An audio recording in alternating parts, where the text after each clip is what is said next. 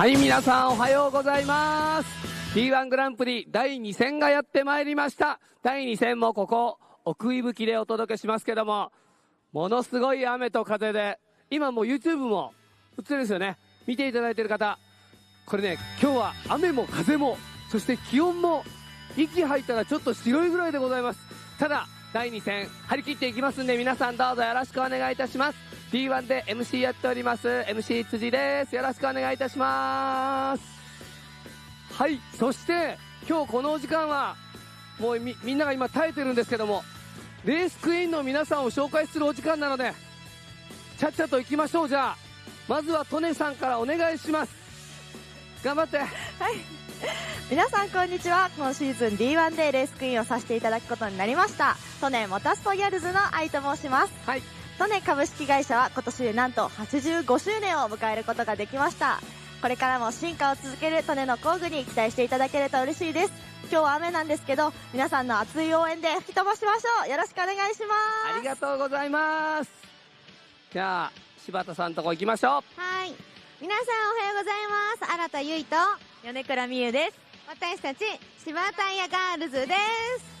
私たちが応援する柴タイヤは31号車そばぎり広大選手、18号車日比野哲也選手を筆頭に本日全8台参戦します。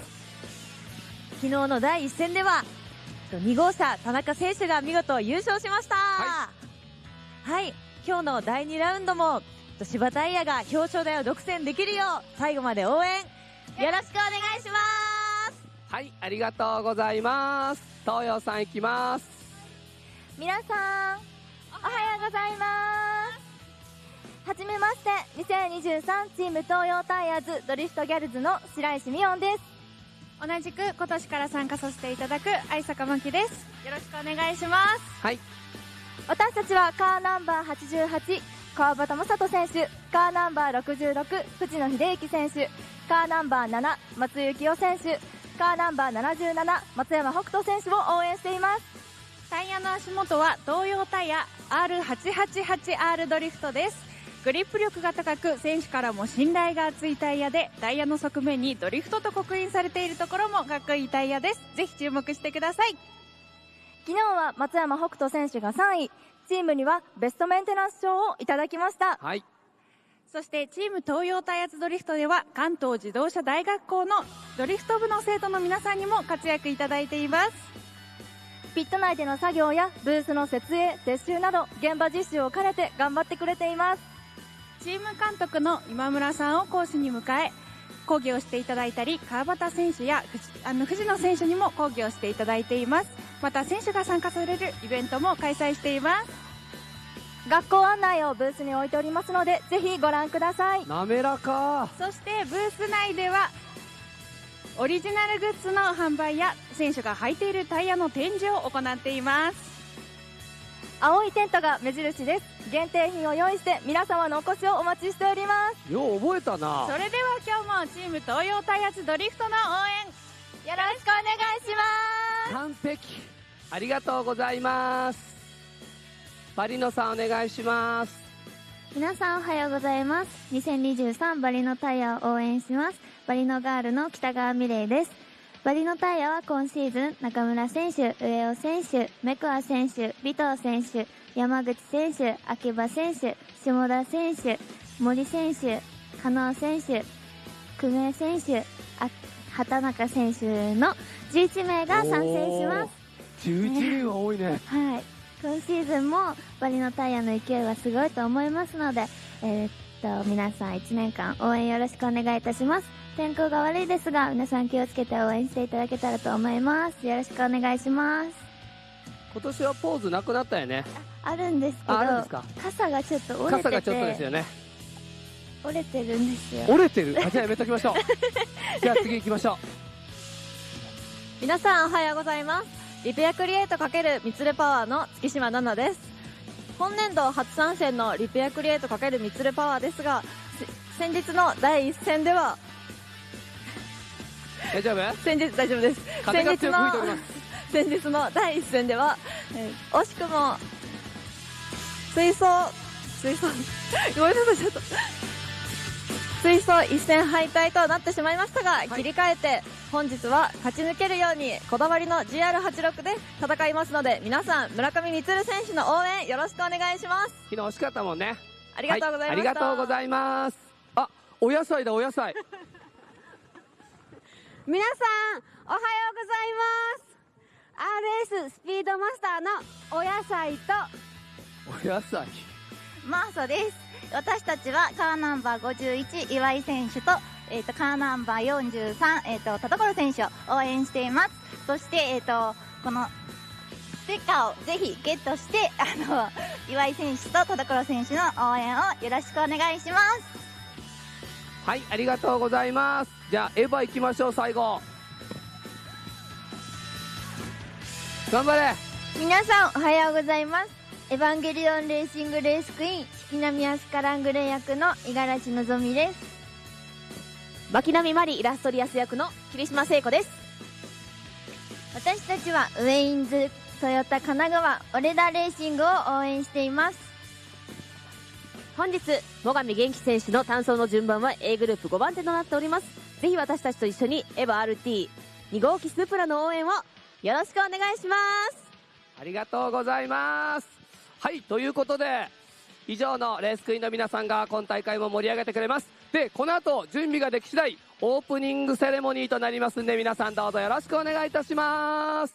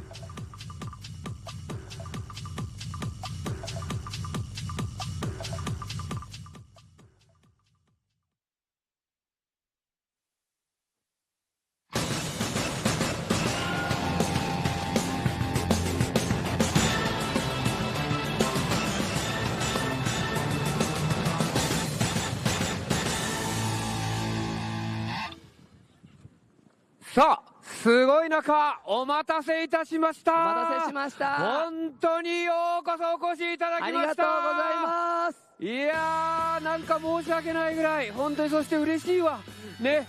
風で飛ばされないように本当にね、自分の体は自分で持っていただきたいと思いますけれどもね、はい、こんな凄まじい天候になりました。今回のですね D1 グランプリシリーズラウンド2奥伊吹、もうすでに昨日ですね、雨の中開幕は終えておりますけれども、今日はラウンド2ということになります。本当に朝早くから皆さん来ていただきましたけれども、朝の突風で大変なことがいろいろありましたが、どうやらですね、この後はおそらくもう少しは収まるということになると思いますんでね、今日一日おそらく雨の中での戦いということになるとは思いますけれども、どうか一日今年のこの D1 グランプリシリーズ奥伊吹のラウンド2楽しんでっていただきたいと思います。もちろん今日も頑張って盛り上げて実況してまいります鈴木まなぶでございます。よろしくお願いいたします。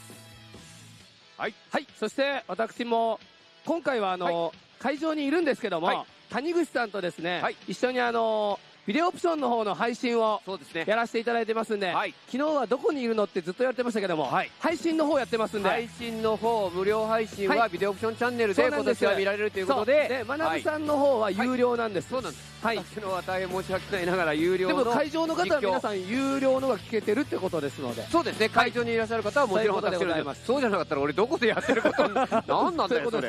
なのでよかったら配信も見ていただけたらと思います。私も MC やらせていただきます。 MC 辻です。よろしくお願いします。よろしくお願いします。そして、はい、そして今回も川崎さんに解説このマイク渡しますね。そうです。実況解説はこの方、はい、川崎さんです。実況も何も、6時に起きて、ウォーミングアップの写真を撮って、ピットの取材をして、そうですよね。この格好薄すぎじゃないですか。このオープニングっていうのはまあ一人浮いてますけれども、でもこれが本来の姿ですよね。ですが、学さんと一緒に有料チャンネルの方と、現場の解説でしょ、実況解説、よりマニアックな、面白い情報を入れていきたいと思いますので、めちゃくちゃマニアックにいきましょうよ、もうこうなったら。ドリフト天国ともどもよろしくお願いします。はい、よろしくお願いいたします。さあ、そして谷口さんでございます。皆さんおはようございます。ですね、今日はね、もしかしたら雨が降るかもしれない天気なので、もし降ったら皆さん濡れないようにね、気をつけていただいてってぐらいのゆるい無料放送やってますので。ちょっと待ってください。もう本当にそんなぬるい放送やってるんですか、谷口さん。やめてくださいよ。本当に見た状況のことをゆるくお伝えしてるだけなので。でも初心者の方でも誰でも分かりやすいような解説。もう本当にふざけてゆるくやってるだけなので、ね、もしよろしければ無料放送の方、ビデオオプションチャンネル見ていただけたらなと思います。どうかよろしくお願いいたします。さあ、そして実況審査体制の中から3人の審査員、4人の審査員をご紹介してまいりたいと思います。いつもように審判長です。上本久さんです。はい、おはようございます。あいにくの天気なんですけど、ちゃんとね楽しんでもらえるように、判定コメントを出していきたいと思います。最後までよろしくお願いします。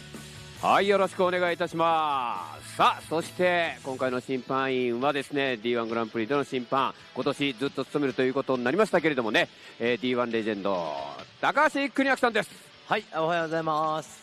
5年ぶりの現場なんですが、昨日もね、D1 選手のいい刺激をもらえたので、より盛り上がるようなね、ジャッジで協力していきたいと思いますので、今日も一日よろしくお願いいたします。はい、よろしくお願いいたします。さあ、そしてもう一人この方、往年のやはり D1 ドライバーでもありましたけれどもね、今年も1年審判員を務めていただきます有山隆さんです。おはようございます。本日も、僕は第1ゾーンの審査をいたします。皆さんよろしくお願いいたします。はい、よろしくお願いいたします。さあ、そしてもう一方、今回からそして今年1年、いろいろと審判員のこと、仕事をね、やっていただくのはやはりね、もう本当にこれぞ D1 レジェンド小口義則さんです。はい、皆さんおはようございます。小口です。今年から審査員の方に加わるようになりました。よろしくお願いします。はい、ありがとうございます。そして、もう一方、可愛すぎる事務局員の江崎ロアちゃんです。はい、こんにちは。本年度から、D1 の事務局でお仕事させていただきます江崎ロアです。よろしくお願いします。やめないでお願いします。はい、頑張ります。はい、よろしくお願いいたします。さあ、というですね、もうこの本当に風もすごい、雨もすごい状況の中、まずはね、皆さんにのご挨拶ということで、このメンバーで、もちろんこのラウンド2も盛り上げてまいりたいと思いますのでね、本当に皆さんと一緒に一日ね、楽しんでいこうと思っておりますので、どうかよろしくお願いいたします。さあ、とにかくですね、これが最後まで本当にしっかりともう競技をしていく、これの方が重要ということになりますんでね、審判員の方々も谷口さん解説も、そしてレースクイーンの方々もどうかよろしくお願いいたしますよ。はい、もう大変なのは目に見えておりますけど、あなたたちも本当に多分大変だと思います。でもね、これが D1 なんです。本当にどうか最後まで楽しんでいっていただきたいと思います。さあ、それでは始めてまいりましょう。2023グランツーリスモ D1 グランプリシリーズラウンド2奥井吹開幕です。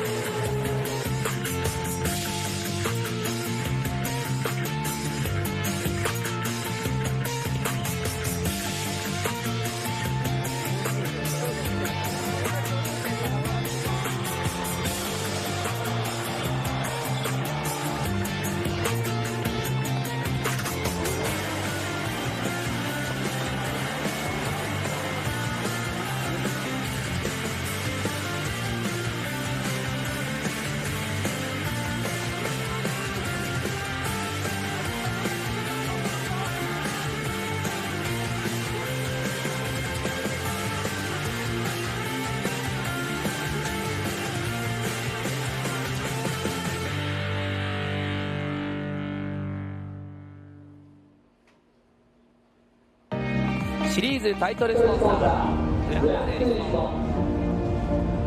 オフィシャルタイヤスポンサー東洋タイヤバイオタイヤ芝タイヤサポートタイヤスポンサーランドップグッドライドパートナースポンサーソネスノコグラムライツ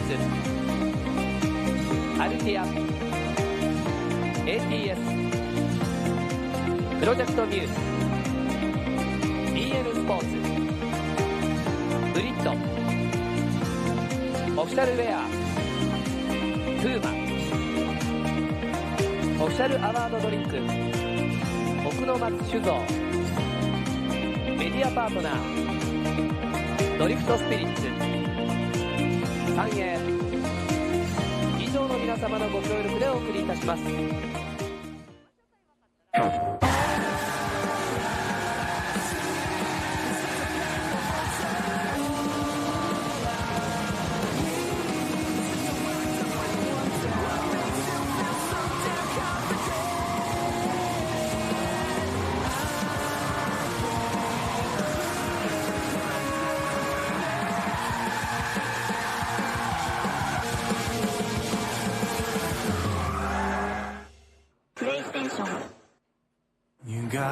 青は挑み続ける心、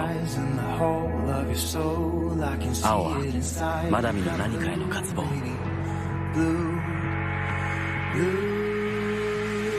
青は内なる情熱、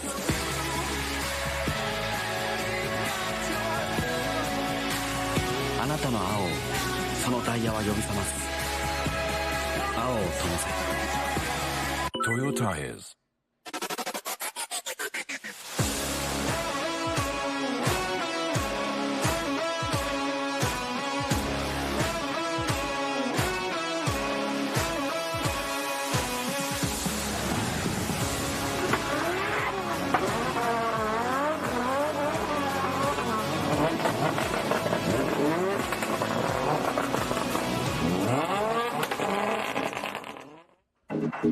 バリのタイヤ。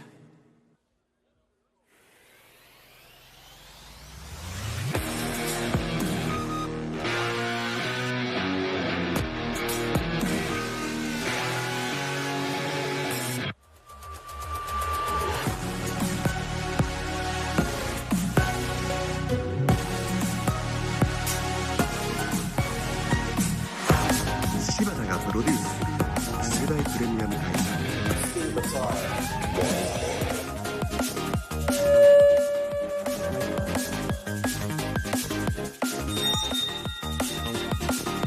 それは今年で85周年。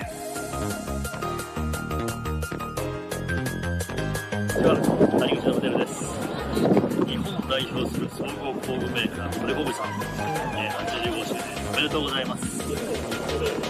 僕もね使わせてもらってます。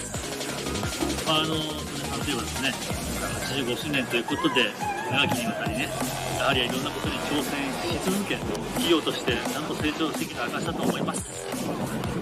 皆さんもですね、ぜひこの工具使ってみてください。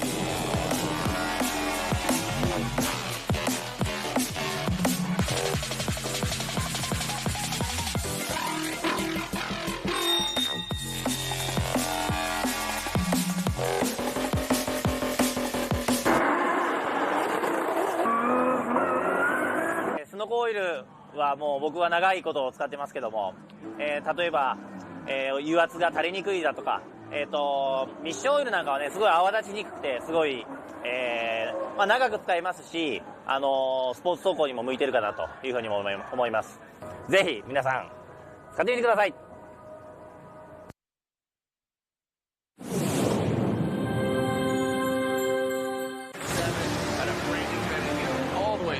Just throws them. On the early transition.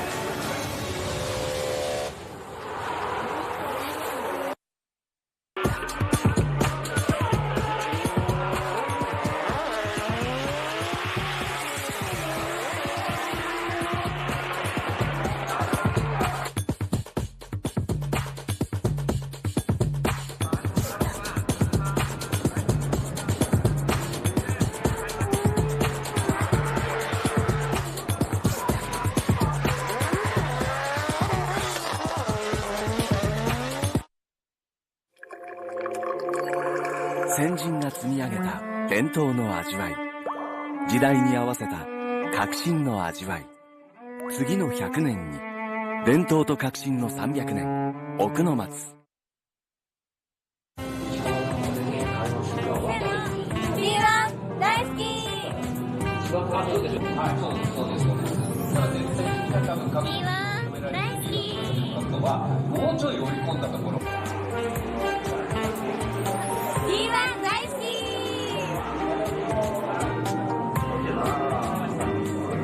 D1 大好き。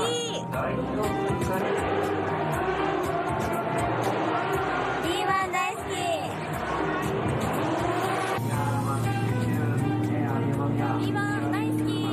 D1 大好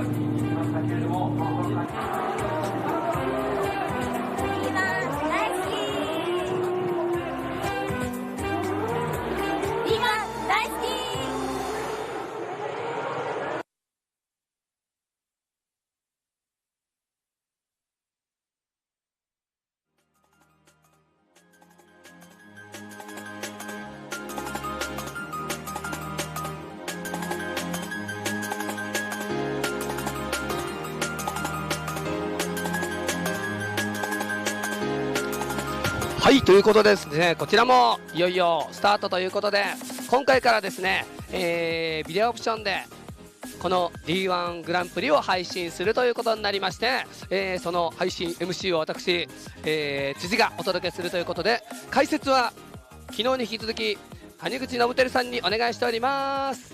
皆さんおはようございます。もう映ってます。おはようございます。はい、ということで今年、今シーズンからですね、できるだけ皆さんに分かりやすく D1 を見てもらおうということで、ちょっとチャンネルが変わったんですよ。ビデオオプションの方でこの無料の放送を流して、谷口さんに解説してもらって、皆さんにもより D1 を分かってもらおうと。 D1 グランプリのチャンネルであるわけじゃないですか。それとは別に新たにビデオオプションチャンネルでも、こちら D1 をちょっと盛り上げるというか、いつもの学さんの実況とか、コアな話が聞きたいという方は、D1 プレミアムチャンネルがございますので、概要欄に今出てるということなので、そちらをご覧いただくと、出てまいりますので、そちらでご覧ください。今はこれ昨日のハイライトが流れてですね。これまだ午前中ですね。ドライ良かったですね。昨日は半日はドライでいけたんですけど、今日はね、モーニングから来てますけども、今ね、コメダモーニング行けましたかって来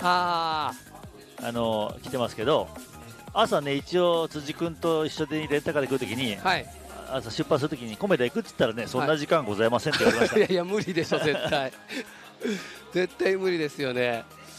いやでも今日はちょっと風もすごくてですね、気温ももう朝からだいぶ低い状態からスタートして、昨日12度ぐらいでしたね、夕方ね。そうです。今も多分そんなもんですよね。一番寒い時間。もう早速500円くれてますよ。消えちゃった。米田台どなただった今。みやみライブさん、ありがとうございます。今も12度ですね。12度ですね。そうだ、昨日ね、スパチャの合計金額すごかったんですよ。そんなんマジで7万超えしたんですって。And good morning, everyone. Welcome to the live stream. Welcome to D1 Grand Prix. Hello, if you look down in the bottom right corner, I'm there. Hello, I'm behind the Japanese guys. The Japanese commentary guys. We are here today at Okuibuki once again, as we were yesterday, for round 2 of D1 Grand Prix. We had a huge stream yesterday, I think it was 10.5 hours total. We had D1 Lights and D1 Grand Prix in one day. We had D1 Lights competition, Grand Prix qualifying, and Grand Prix competition. チャンネルのちょっと説明してもいいですか。まずですね、さっきも言いました通り、初めて見る方でも分かっていただけるような、ちょっと So my name is Alexi. As always, I'll be here on the D1 Grand Prix English channel to let you know exactly what's going on. Because not everyone can understand what these guys are saying. So I'll do my best to give my own insight as a drift driver and translate what's going on, explain how D1 Grand Prix works, and all that sort of stuff. So today's schedule, it's currently coming up on 10 a.m. here at Okuibuki, which is in Shiga Prefecture.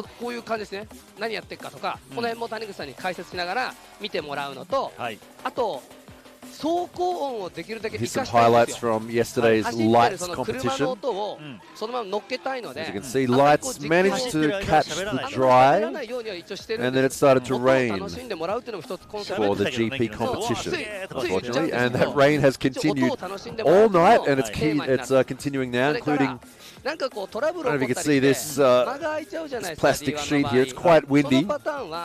Right next to me here, this thing. It's pushing up against my shoulder from the wind. It's windy, cold, and rainy. I don't know why. Honestly, I don't know why anyone would drive all the way out here. It's like at least 45 minutes from the town. Oh, wait, I know why. Because we're about to watch a round of D1 Grand Prix. 言いにくいこと言うけどさ、フォーミュラ D とか行くとね、毛布とか用意してくれる。言わんといてくださいよ。なんか用意しますよね。なんか I'll just turn them down a bit. 5年ぐらい前のダウンを。There we go. それであともう一個。チャット今もちろん見てるんですけど皆さんのね。Okay, as always, I'll be able to see chat. Yeah, I have a phone with chat on it. First of all, I'd like to say, if you're here watching right now, you probably were watching yesterday as well. I'd like to say thank you so much for everyone making chat a nice place to be. I think it is on slow mode, so you can't spam. I can't control that. The guy next to me, or the guy sitting 2 seats over, looks after all that sort of stuff. But I can see what's going on. If we do have a gap in the action, or if there's a bit of confusion or anything like that, I can see. Yesterday we ended up having a discussion about pasta during a small break. I don't know if I want to do that again or not. Did I bring a charger? It's plugged in. Don't forget, look, I'm surrounded by monitors and broadcast devices. There is a spare plug, you know, here and there. It was all the way over there, but I do have it's plugged in. I left my wireless in the car, like my Wi-Fi in the car though, so I'm just going off my phone data. I hope I don't run out. Should be okay. 35台の2台がリタイアなんで33台から16台が勝ち上がるわけです。2本走って16台が勝ち上がります。で午後からはその16台で追走と言いまして2台で同時に走ると。We have a rogue Japanese in the chat. もし日本語わかる人はこれこのチャンネル見てたらオプションチャンネルになんか日本語版ありますよ。今日初めてね、この YouTube にライブをして、その下に英語版、日本語版もある、両方。その単走で、そっちの場合が谷口さんと辻さんがベスト16が勝ち上がるでしょ。やってますよ。人たちは落ちた後何するの？落ちた後はもう見るだけになります。帰っていいの？いや一応帰っていいんですけど。So here's some highlights from yesterday as well. As you can see, wet conditions for the top 16 of D1 Grand Prix. A lot of work for these guys in the dry, even more work in the wet.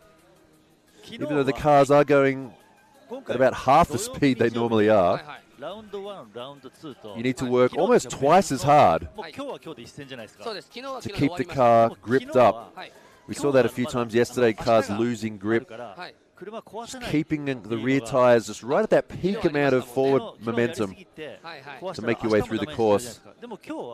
It's not as easy as it sounds. You might think that drifting is just all about wheel spin, but it is about controlling the speed of that rear wheel. 辻 P さんと世界の谷口さんに愛を込めてありがとうございます。辻 P さんいただきましたよこれ。ありがとうございます。光栄です。辻 P って言われたことある。ナイス。初めて言われました。You see here Vito versus Yokoi. 昨日は Also, I don't want to jinx it for today, but yesterday we did see almost the entire D1 Grand Prix with no big spins, no crashes. We did see a couple of spins, but nothing too big. And no major crashes either. It was great. A lot of great driving throughout the entire top 16. 超ヘビーウェットになってますんで。そうですね。あとね、まあ濡れてるだけならまだしも、やはり奥伊吹の路面って真っ平らじゃないんで。And a lot of door-to-door action like this. The final, which was between Yokoi and his teammate Suinaga. やっぱりね。Of course, Yokoi, see there, ending up the winner of round 1. 教習所で習いました。So it is May, but we're only just starting the D1 Grand Prix season. There was a demonstration round a couple of weeks ago at Fuji Speedway. But this is the first official points round. There's 2 rounds this weekend, Saturday and Sunday.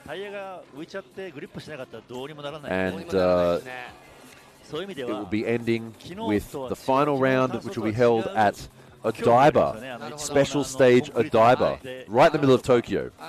So some real Tokyo drift ending to the season. So no, this is not going to be another 10-hour straight stream, thankfully, because we don't have lights. So the schedule, it's just coming up to 10 a.m., so this makes it easy to tell you what time it's going to be. So D1 Grand Prix qualifying starts at 10 a.m. and then the tournament battles start at 1:40. So 3 hours 40 minutes from now is when the actual top 16 will start. So if you have stuff to do, I understand. It is the weekend after all. Just set a timer, 3 hours 40 minutes on your phone, and that will let you know when we're going to be starting up again for the battles. However, if you'd like to chill out and join us here for some actual chill drifting, because it is cold and windy and wet, we will be starting the qualifying runs very soon.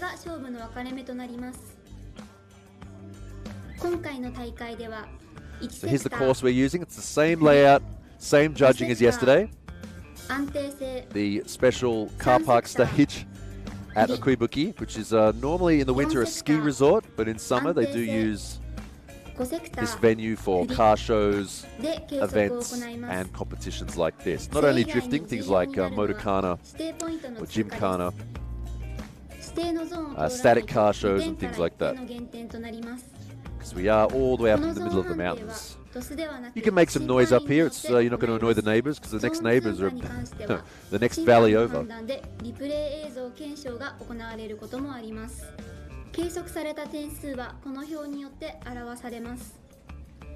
Judging once again, of course, will be done by the DOS system. Good thing we didn't have any errors or anything yesterday that affected the actual competition. That was good. Sometimes when it gets a bit cloudy, that can interfere with the satellite signal, but no problem.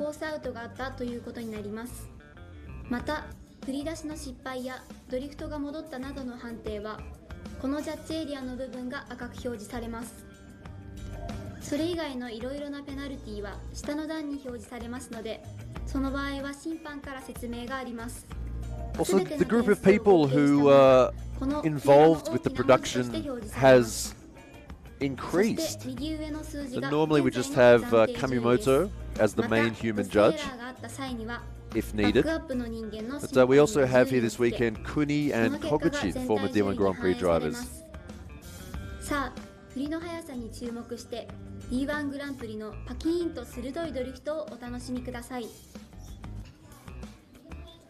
So a little explanation there of the judging.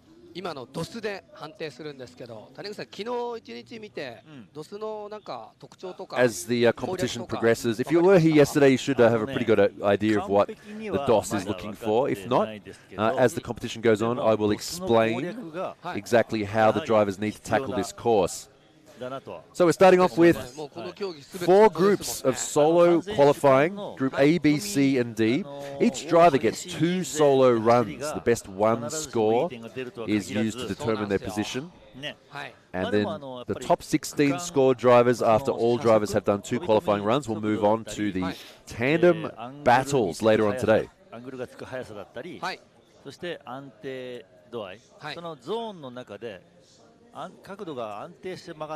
Conditions today, as you can see, full wet, and will most likely continue this in this way for the rest of the day. Either wet or dry is ideal, especially in a location like this where there is a big concrete wall next to the entry. And that keeps things consistent. And honestly, it allows drivers who have a bit of a different set of skills to show their best driving, because some drivers have a bit of a better sense of driving in the wet than other drivers do.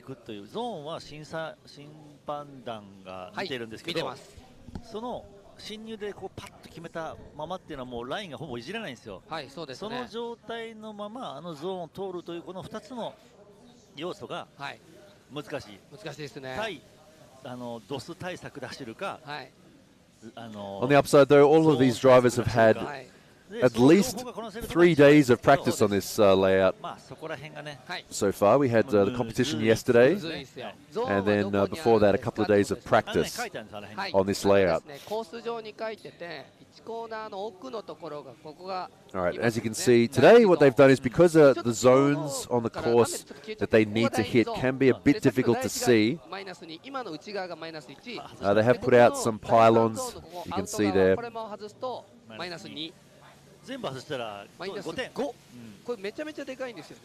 give the drivers a bit of a better idea of where those zones are. So they are marked on the ground with chalk. Easier to see in the dry than it is in the wet.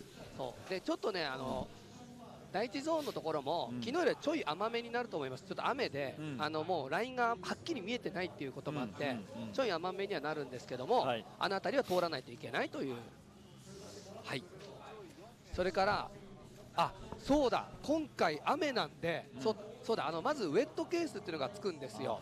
で、通常のドライとは違って、ちょっとその点数も甘めになるんですけど、これウェットの場合はですね、刻々と状況が変わる恐れがあるので、グループごとに4人ずつ上がるんですよ、今回は。昨日はね、トータルザーって全員走った33台の中の16台だったけど、上16でしたけど、そうだ、今日はね、4グループ A、B、C、D ってありまして、それぞれのグループ大体9台ずつなんですけど、9台8台ずつなんですけど、そこから As you can see by those the flags in the background there, the wind has picked up a little bit. これね、結局天気が Quite windy. Not ideal weather for either actually doing drifting or for spectating drifting. There's still quite a few people showed up here today. If I woke up this morning and saw this weather, I'd be like, maybe I'll go later. But when the gates opened, there was a big queue to get in. Alrighty, here is the course we're using today. It's split up into 5 sectors. You can see there, Sector 1, the entry, Sector 2, the sweeper, with 2 clipping zones on the outside against the wall and on the inside there. Sector 3, the transition between the 2 hairpin turns. I wish they'd leave that up for longer. The connector in the middle where the car has to flick from right to left, or left to right I should say. Another sweeper with an outer clipping zone, and then a short chicane over the finish line. そういうことです。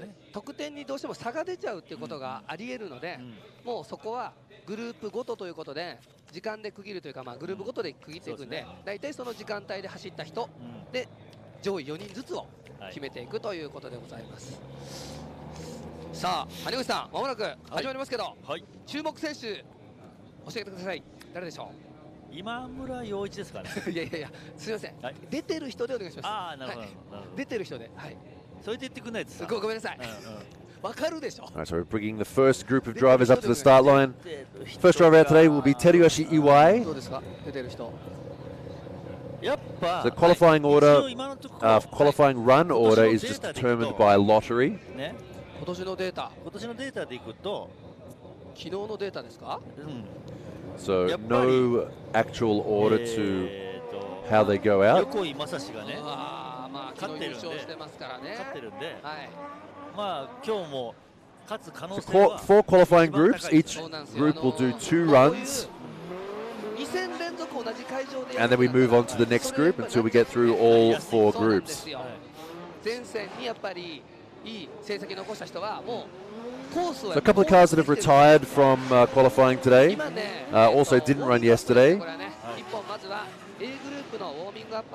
Yumeto Hatanaka in the Z Challenger Booster JZX100 Chaser. He had a heavy crash in practice on Friday, and they were unable to get that car repaired. And another driver who also didn't go out yesterday, Koji Yamaguchi.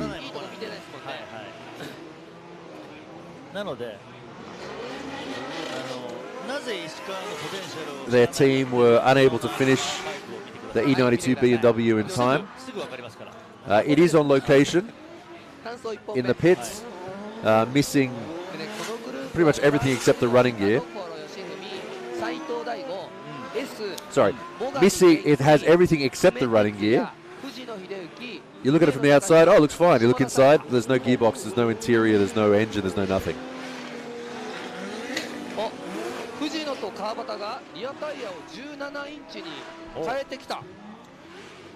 So we should be seeing the debut or the re-debut of the Ari Yamamiya RX-7. They were unable to get that out yesterday, but I believe it is ready for qualifying today.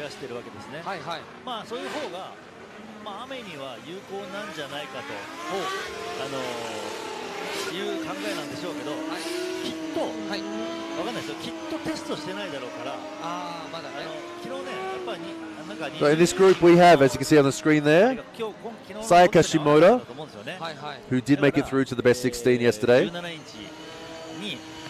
And they're doing his best rolling burnout. Takahiro Ueno, Mr. Car Make T&E. The new livery this year for his Lexus RCV, gone for black instead of white. めっちゃ降ってるんですよまだ。風もすごいですよね今日ね。これやっぱりドライバーとしてはどうですか。やっぱり視界が悪いっていうのは。So here's your first qualifying group. Iwai in the RX-7, Tadokoro the E86, Daigo Saito out in his A90 Supra. That is S, Chanatpom Kurt PM. Just nickname is S. From Thailand. We have a couple of our foreign drivers back in competition again this year. Took a while, but we have them back. We also have Genki Mogami in the A90 Supra, Tetsuya Kume S15 Sylvia, Hiroki Fujino in the GR86, Ueno Sayaka and Masakazu Hashi in the 4-door ER34. Alright, here we go. First driver. First run of the day here in D1 Grand Prix Round 2. We have Teruyoshi Iwai, FCRX7, first qualifying run. So this is the course they need to take. There is an outer zone along the wall right there, an inner zone right there. Here comes the transition. They need to get this transition done nice and early. Big angle, a big flick is what the DOS wants to see. Outer zone right there. Keep that angle nice and stable. Transition back and over the finish line. So this is the course we're using here today. So what does the DOS want to see? What's going to give them a good score? Well, on the entry here, a big flick to angle.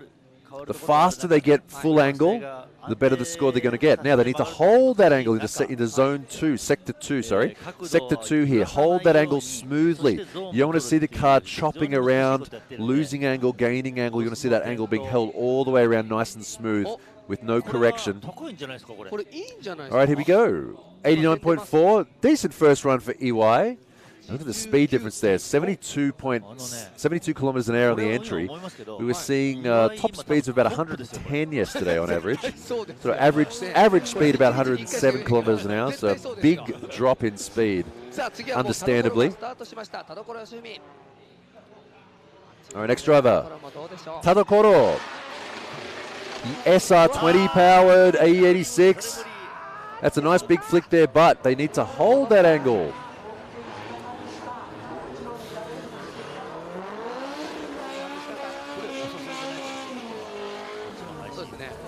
So this is the part of the track we saw most of the drivers getting caught out on yesterday. The transition through the connector when they flick. Getting that timing just right, getting it done nice and early so you can hit that outer zone and keep your speed up.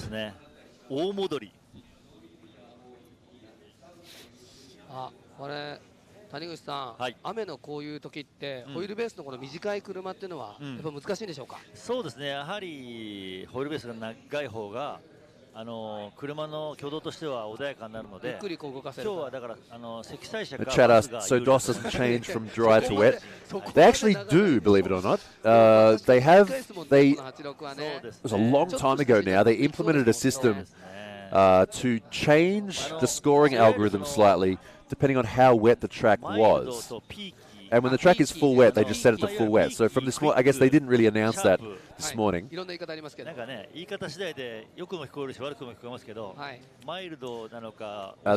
announce that this morning. They usually only announce they're changing the scoring when the conditions change, like when it starts to rain, and they determine how wet the track is. The reason is because in the wet, it's easier to hold big angle for a long time compared to in the dry, and it can affect the scoring slightly, so it does change.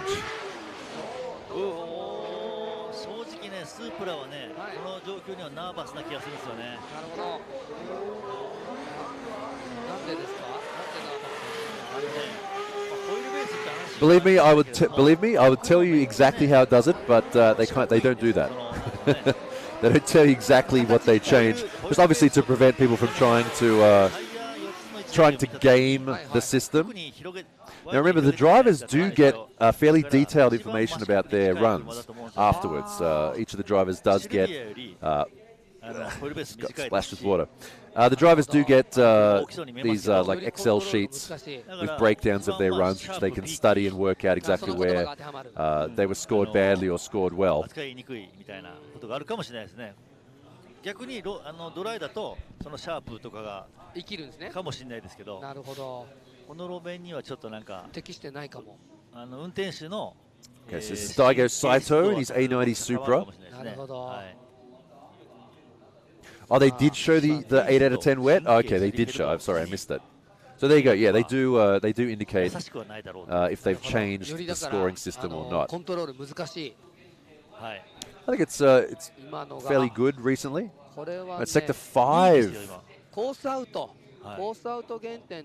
Line off, so in Sector 5, so in the bottom, in the chicane at the bottom of the track. Daigo getting a penalty there.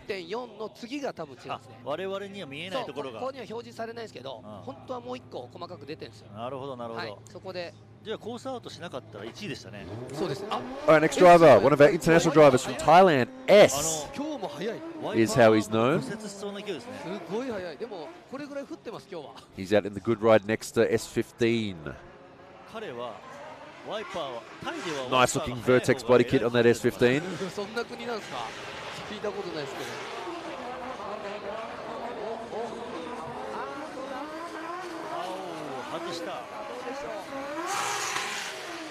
So as far as those zones go, the cars do not need to ride the entire zone, and they don't even need to put an entire wheel into it. As long as the bodywork of the car goes over the zone.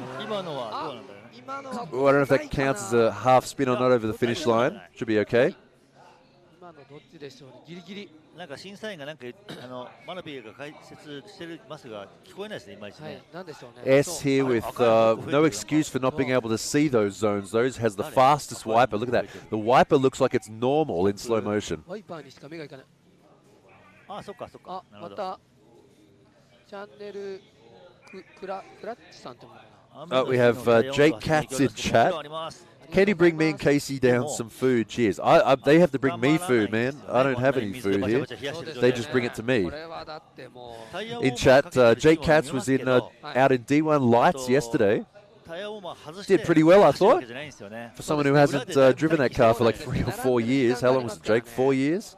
実は裏で渋滞が起きてるんでね。順番待ちの iPhone 発売日みたいな状態になってるんでね。いや、そうですよ。必ず並ばないといけないんで。At least he got to drive it in the dry. All right, score for S, an 89.9. However, missing zone 1, which is the one out towards the concrete wall. Understandable for the first run. Some drivers do take it a bit easy in the first run and then get a feel for it and go hard in the second. Some drivers just go hard from the first run. エヴァのオーディション合格。いい笑顔ですね。さあ、Right, next run now. Mogami Genki. Or Genki Mogami, I should say. English word order. Driving the Evangelion Supra. This is the Unit 2 Supra.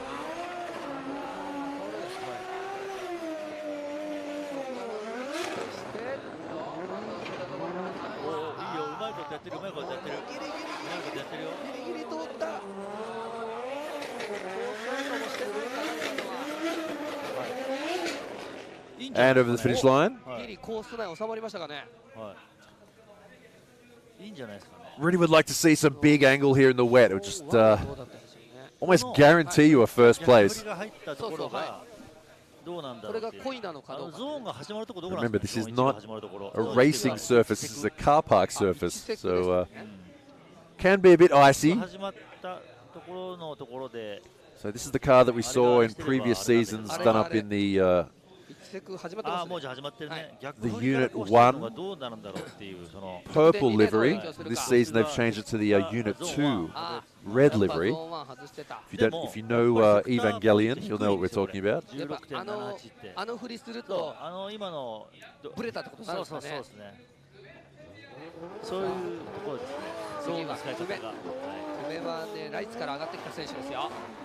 we go, next driver. Tetsuya Kume did really well yesterday. He's a new driver to D1 Grand Prix. I think he has a lot to prove.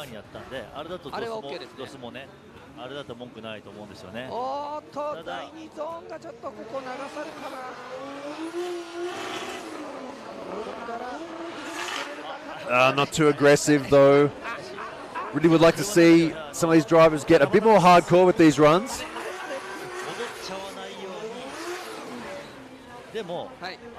But I think in these wet conditions, we might have to wait for their second runs for them to go all out. See,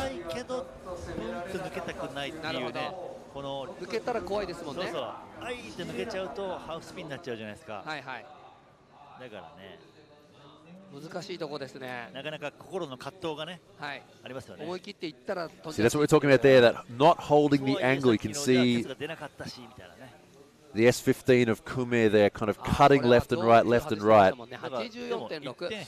79 kilometers an hour entry. 84.6 with a zone 2, so he missed the zone again along the wall.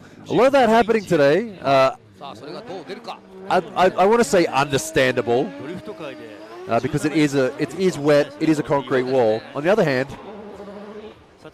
you know, it's the second round. It's not another round for a while. Really want to qualify for today's competition. Virginia also not really going for a too aggressive entry.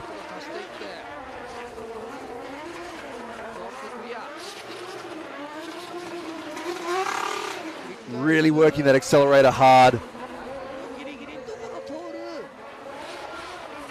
On, off, trying to keep the car moving, keep that momentum up as high as possible. そんな感じしましたね。はい。作戦は成功してるんじゃないですかね。成功してるんですね。昨日よりは。横に進むようになったっていうか。It looks like that something interesting there.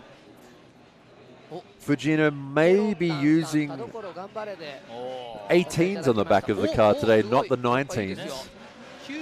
He's changed the tyre size. Normally in the dry, he got 91.4, good first run. Normally he runs a 19-inch tyre on the back. It looks like he's just gone for the 18s this time. 今上野貴弘がね、ガッツポーズこうしてましたけど、50型で肩上がらないって言ってたから、あれ今目いっぱいなんでしょうね、あれね。あそこがマックスの高い位置なんですね。あれ以上上がらないです多分ね。なるほど。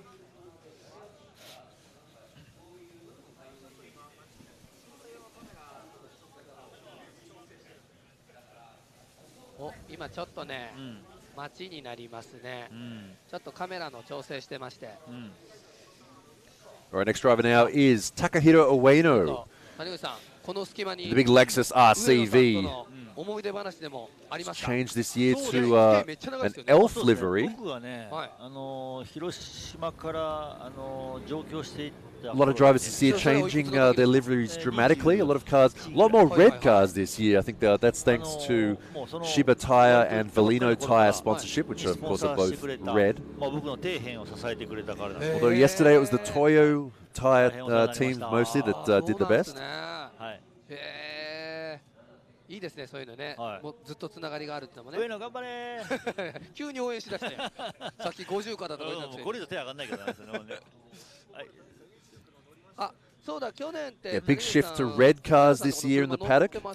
去年はですね、オープニングでも And some of the drivers changing their main livery color completely. Just like Ueno we see there. I don't know, new season, new skins. それはどこで見れるんですかね。見れないか。それは見れますよ。私のですね、ノブチャンネルというね、YouTube チャンネルやってるんですけれども、皆さんご存知ですかね。毎週金曜日の20時に上げてるノブチャンネル。毎週金曜でも更新するのすごいですよね。一旦ねチャンネル登録してもらえたらいいかなと思います。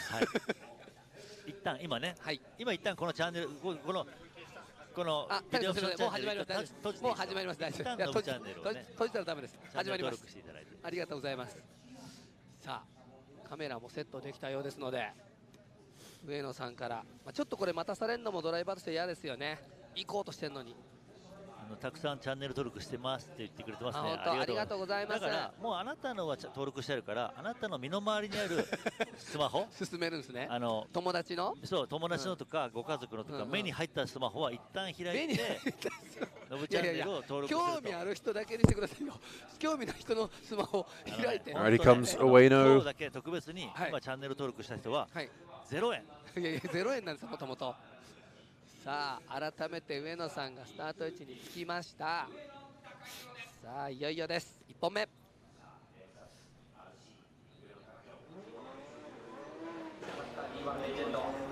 Ready we go, first run.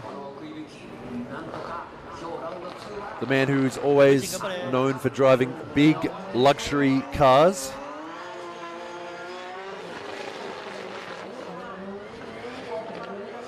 A big angle for Ueno.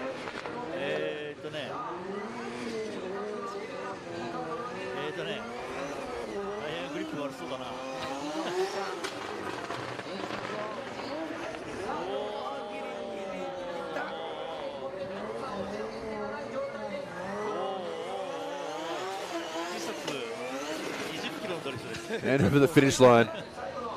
I mean, it's smooth. What can you say? Like they all look very confident and smooth. Honestly, it's a big shame it's not dry today. So it does show the skill of these guys going sideways at that kind of speed in these kind of conditions. With that kind of risk, especially in that entry. So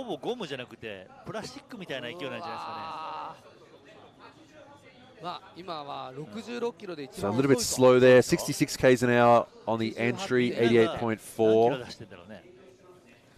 Just lacking a bit of speed there. Looked good, good angle, but lacking speed. お、めちゃめちゃ人気の下田紗友香来ましたよ。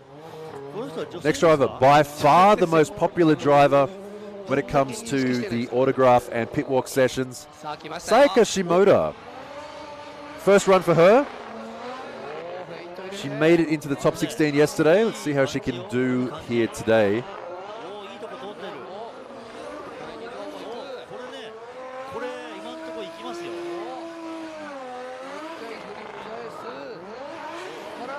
Just like yesterday, you can see there long pauses between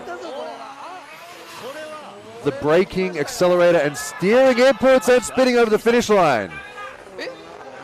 That's unfortunate. That is going to get her a penalty for spinning over the finish line. They're not allowed to do that.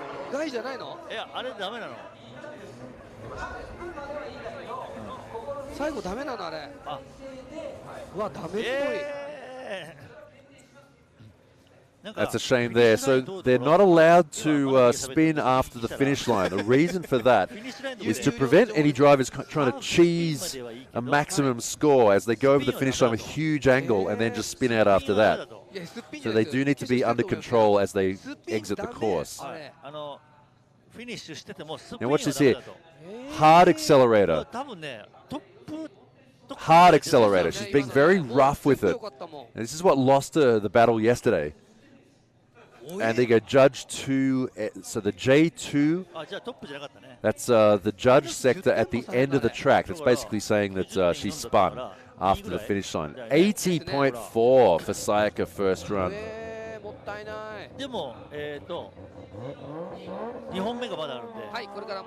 All right, back to our first driver in this group. His second run, Teruyoshi Iwai, did a fairly decent first run. Here comes his second run in the FCRX7.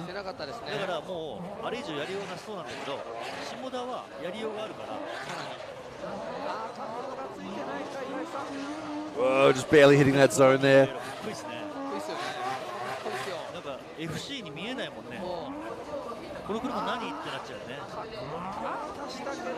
Iwai a little bit messy. And over the finish line with not much angle there. Yeah, that run was kind of all over the place for Iwai. The timing of all of that was a bit off. Let's watch this again. Where did he go wrong here? And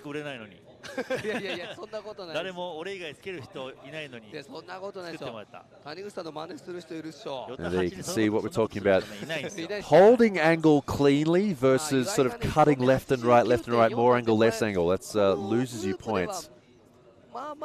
Is that going to be okay? That might be okay. 4人登録でしょ。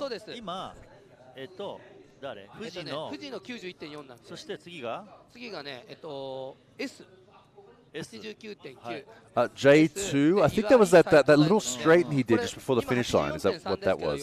84.3. So that leaves Iwai in third place after his first run.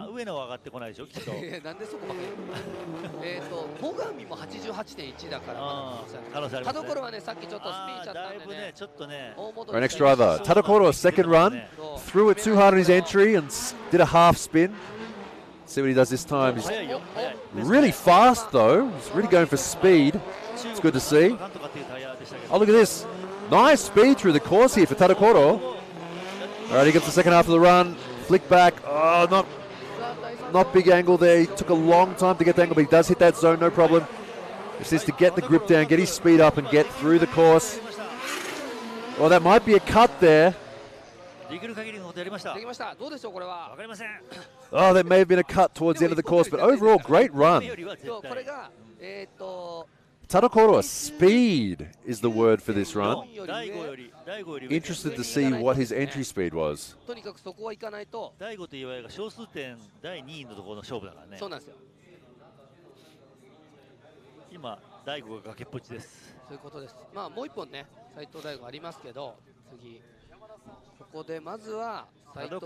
took a long time to get the flick back. The timing for this flick is so important. But I think he was just trying to get the car into the, see, very low angle there. And also sector 5 going offline. どこでコースアウトしたの？頭出たとこかな。インカット？そこです。インカットでもダメなの？あれダメみたいです。マジか。Yeah, we spotted that unfortunately for Tadokoro. で次が斉藤大吾ですけど 89.4 は今4番手なので、これは上げとかないと後ろの Here we go, second run for Daigo Saito. Let's see if we can improve on his first qualifying score.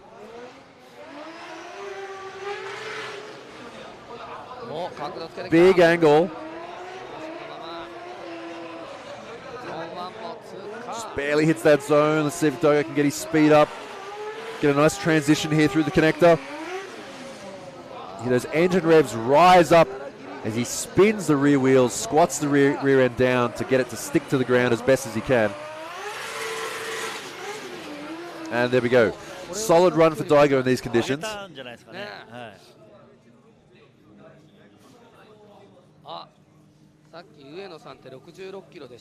There we go, on-board view of Daigo in the Supra. Yeah, these conditions, the kind of steering setup that a lot of these drivers use, there's very little self-steer. So watch this transition. He's going to have to work the wheel manually. Whoa, and there you go, a 77-kilometer-hour entry, 90 for Daigo Saito. Great second run there. That was very clean. 11キロ違ったらよ。11キロ違います。考えてごらん。1時間歩いたら11キロ先に行くんだよ。そういうことですね。はい。そうなります。はい。As I was saying, the kind of steering that these drift cars use these days in order to get maximum angle, you do have to sacrifice certain things, and one of those is self-steering. Now, some drivers don't like it, some drivers don't mind it. But in wet conditions like this, where there's a lot of slip on the front end, you can't rely on the car itself to counter steer when you flick it hard. You really have to work that steering wheel manually the whole time. And that can be difficult to control if you don't remember or if you're just not used to turning it hard. But, that is one of the skills of drifting. All right, here we go. Second run for S.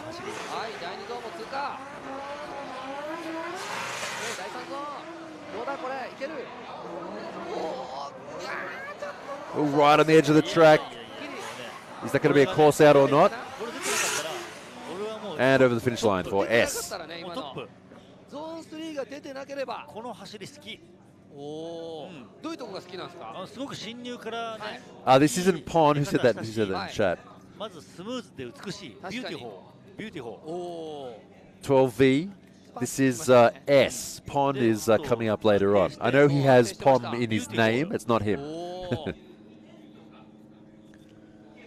Right, nice first run for S, but let's see at the top of the course, did he drop a wheel over the edge?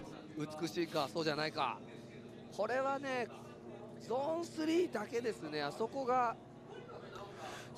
this, watch the outside of the track.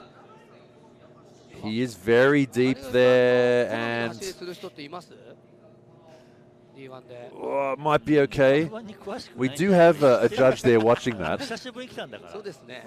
じゃあ今日決めてください。そうだね。はい。今日いたら言ってください。今の S の走りはね。S はだいぶ好み。でもやっぱりドリフトとはもっと、まあ今日ウェットだからしょうがないけど、もっとこうずっパーンとね、そうですね。瞬時に真横向いて、すぐアクセルもすぐ入れて。So decent crowd out here this weekend, despite the terrible rain and wind and conditions. And unfortunately, yeah, that was a course out there for S in Sector 4 and an 89.5 for him. あそこはなんだようるせえんだよ審査員うるせえとか言わないでください Second run, Mogami, get in the Supra. Second run for the Evangelion Racing A90. Well, that's a big throw there and a spin. 最上ってくるんだよね。はい、最も上。ね。いい名前ですよね。一番上な元気やね。うわー、やっちゃいました。むちゃくちゃ元気ってことじゃん。Luckily, no damage. うわー、これ上は今回も追走には上がれないってことになりますね、これ。今Okay, well that's just embarrassing. 富士の第5 S 岩井の順番です。Might as well wave at the crowd. はい、89.4 の岩井以上出さないと入れないということですね、このグループで上位。岩井は両手をガチッと。So it's Mogami's second run. ドライバーやっぱり祈ってますか。多分今こうなんだろうね。バンダ練習話みたいな。Someone asked, what is the temperature here? I don't. Normally they hang up a little like one of those clock and temperature combination little thingies in the broadcast tent, but I can't see it. I'm going to guess it's about 12 degrees. Actually, I've got my phone here. I could just look at it. 1本目はね、なんかうまく走ってましたけどね。そうですね。1本目はなんかやっぱまとめてきて2本目もうちょっと上っていうので。I don't have it saved. Where are we again? ね、もうさっきより上ってちょっと厳しいんですけどみたいな。 What's the name of this city? I can't remember. はい、これはちょっと And there he goes. スピンということで失敗。 Sector 5. Line off, obviously, and a spin. 目も追い込まれております。 Can you search for like what temperature is it here? Or do you have to turn on location service? I'll do it later. I'm going to say it's like that 12, 13 degrees. All right, next run. Tetsuya Kume. Let's see a good run from him. We saw some nice aggressive driving from him yesterday. Maibara, thank you. 12 degrees. Hey, there you go. I was right. Thank you, chat.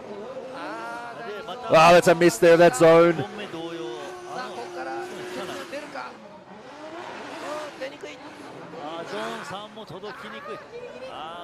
久米お疲れ様。いやまだ走り終わってない。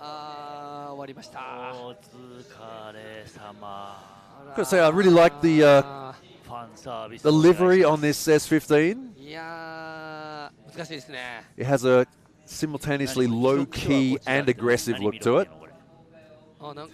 See that there, right there, right here. This sort of thing. This is what gets you a bad DOS judge, that what they call in Japanese kaku angle. Like kaku is like the sound of like something creaking back and forth or snapping back and forth. Right, zone 2, he missed zone 2. That was the in clip.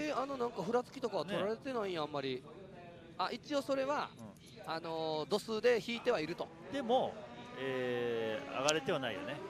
All right, next driver, Hiroki Kano. So I reckon he was just taking it easy on his first run. Let's see how he does this time. Going to predict he's going to pull out a banger this run. There you go, good angle. Oh, may have missed that zone though.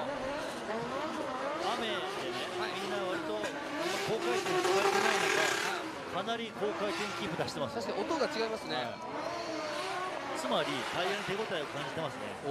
think my predictions were not correct.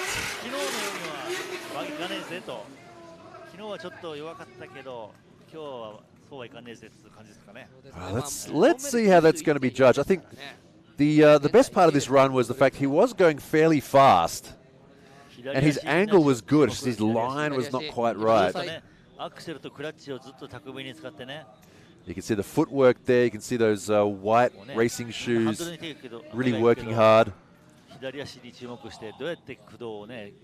there he goes, actually a 91.3. So there you go. The no line penalties. There you go. さあ上野貴弘さっき66キロですからね。はいで 88.4 でした点数は。 So we do have judges watching that. No zone misses. The next run. Away to round he goes. A spin and pin. An angry burnout. さっきね。今できることを目いっぱいもう1本目にやってるんですよ。なるほど。じゃあもうそれはやったから思い切っていったってことですね。だからもう上がりしろないなって僕はもう分かった。 Always frustrating when you spin on the first corner in qualifying. You have to do the rest of the run in shame. 今回持ち込んだタイヤは厳しかった。合ってなかった。ドライだったらっていうところですね。なるほど。Because it makes sense to try and complete the run because you will get at least a few points for it. You never know. There could be some weird situation happen where you make it through or you somehow get more points as a result of actually completing the run properly. So an unusual spin there. He wasn't really that aggressive on the entry. He looked pretty similar to how most of the other drivers did it.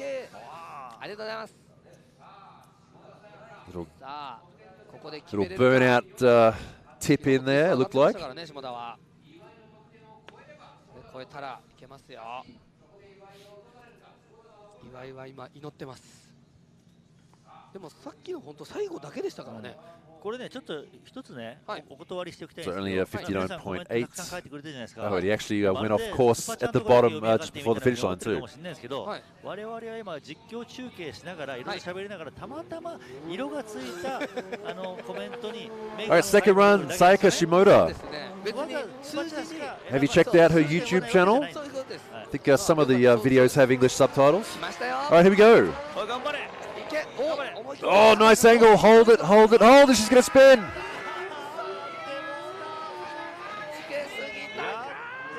Ah, that's a shame. Sayaka spinning on her second run.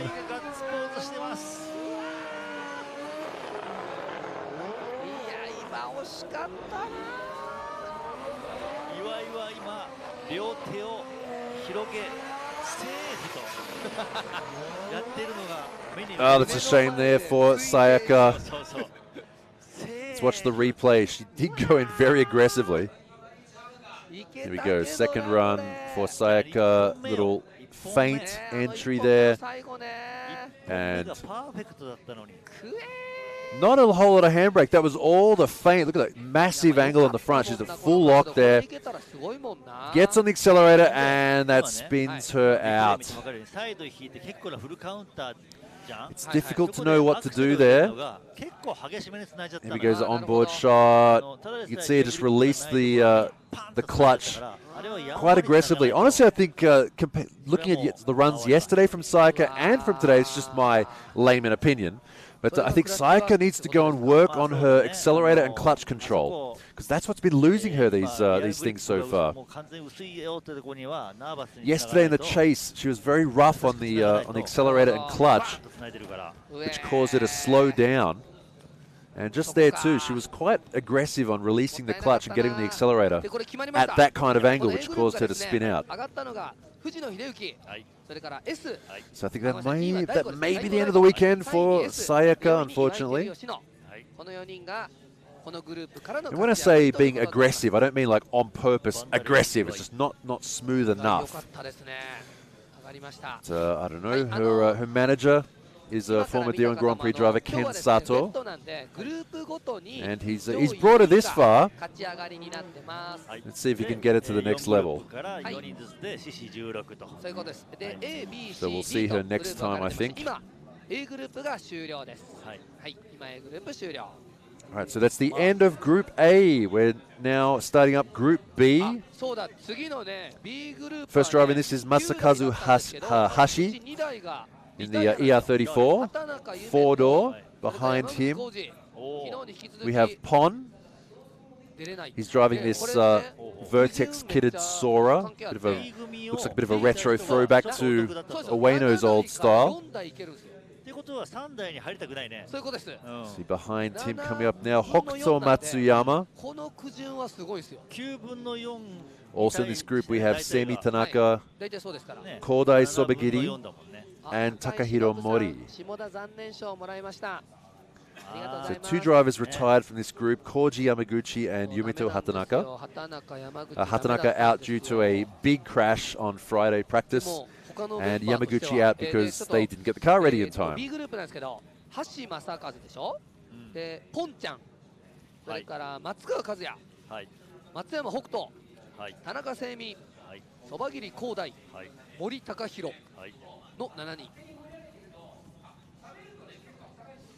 Ah, あ、そうだ、橋選手もね、まともに走り見てないですね。だから、まだポテンシャルが未確認というか。そうですね。しかもこのウエットでは一切走ってないはずですから。誰が？橋。走ってないいやいや、やめてくださいよ、もう恥ずかしい。ねえ、恥ずかしいですよ。あ、すごい。すごい応援してくれてる。熱いな、川端ファン。ありがとうございます、本当に。そう、会場にね、来ていただくとこういう整備さんのトラブル何でしたかという質問ありましたけど、燃料ポンプだそうです。そう、昨日ね、追走で出たんですけど、完走1位だったんですけどね。本当？マップセンサー、どっちなんでしょう。昨日ね、あそこの社長に電話した時には燃料ポンプで言ってましたけどね。どこが最終的に。今日の朝は。All right, here we go. Group B qualifying about to start. In this group, we have Masakazu Hashi there, just spinning out in the four-door ER34. We also have Pon in the Sora, one of our two overseas drivers. He's from Thailand. And as Chat pointed out yesterday, Thailand is also right-hand drive, just like Japan. We have Kazuya Matsukawa. He's out there in the V6 turbo-powered Toyota 85. It's not an A86, it's an A85. Hokuto Matsuyama in the A90 Supra with that interesting prototype-style shark fin wing. We have Semi Tanaka this year out in the red Shiba Tire sponsorship. He did fairly well yesterday.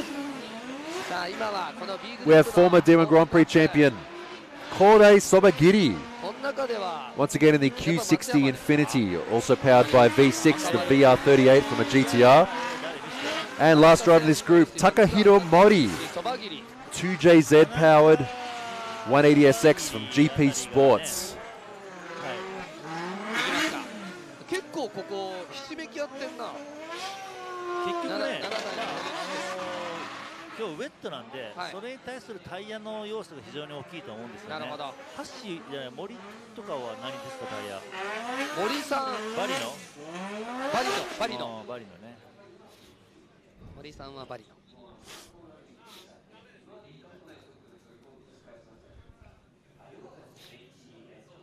さあ、昨日からね、このそば切り。なんだっけ。So first driver out will be Hashi in the ER34.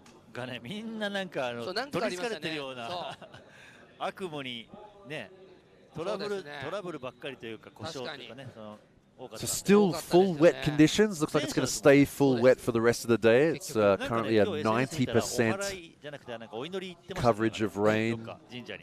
Let's see, he's just texting there. Hey Mo, I'm on TV. Maybe he's posting on, he's doing an Insta story. Hey, check out the live stream. I'm up now. 多少はダウンホース出ますけど、もちろん。そこまでは影響ないですか。ね、でもね、ちょっとでもあった方がいいと思うんですけど、さ、原付で走ってるとかチャリで走ってる時に、なんかこう板でも持ってたらさ、それはすごく風にこう持ってかれるでしょ。だから60キロ出てればダウンホースは一応出るんですけど。でも今日取ったんですか。なんででしょうね。All right, here we go. First driver out in Group B, Masakazu Hashi. Nice to see a four-door Skyline out in D1 Grand Prix once again. All right, here we go. First run. That's way too aggressive all the way around. No, you don't get extra points for a 360 entry.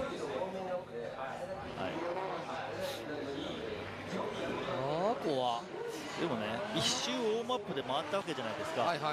なぜそこをちょっと生かさないかと。Did he actually put his phone away? Was he still trying to text? So not an ideal first run from Hashi. データを収集した後にアジャストしてほしいじゃないですか。そうですね。これでわざわざ自作自演で2本目に追い込まれましたね。はい。ベスト16の組み合わせはどうやって決めるんですか。くじです。違います。1位と16位、はい、2位と15位とかこういう形ですね。最後8位と9位まで。That is a fairly egregious spin right there. これもだから順位が大事なんですよね。And in case you're wondering, in D1 Grand Prix, do they use different tyres for the wet or dry? They do not. They have the same tyres for wet and dry. All they can really do is adjust things like dampers and also tyre pressure. And if you're Naoki Nakamura, do a huge burnout on your warm-up run to try and get as much heat into them as possible. So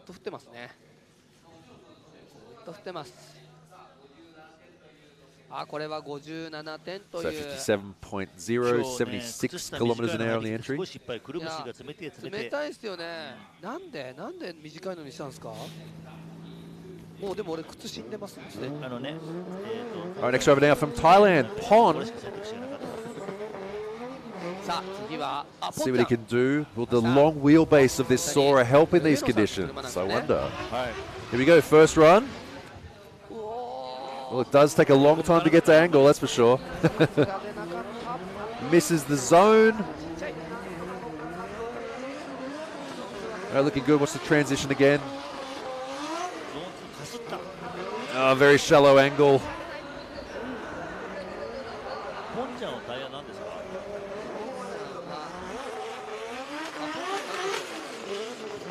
And over the finish line. Yeah, there definitely is a long car there to get sideways in wet conditions. Because long wheelbase, some of these cars, long wheelbase, shorter wheelbases.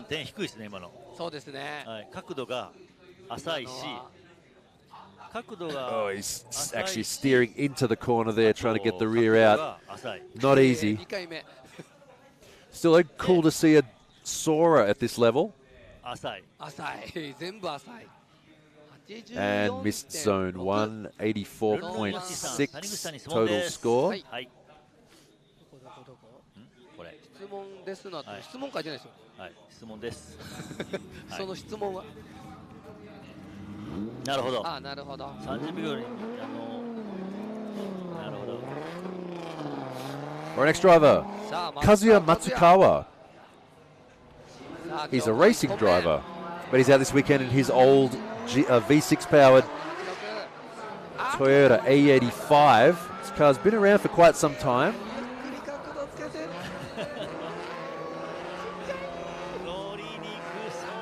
You're keeping the revs really low.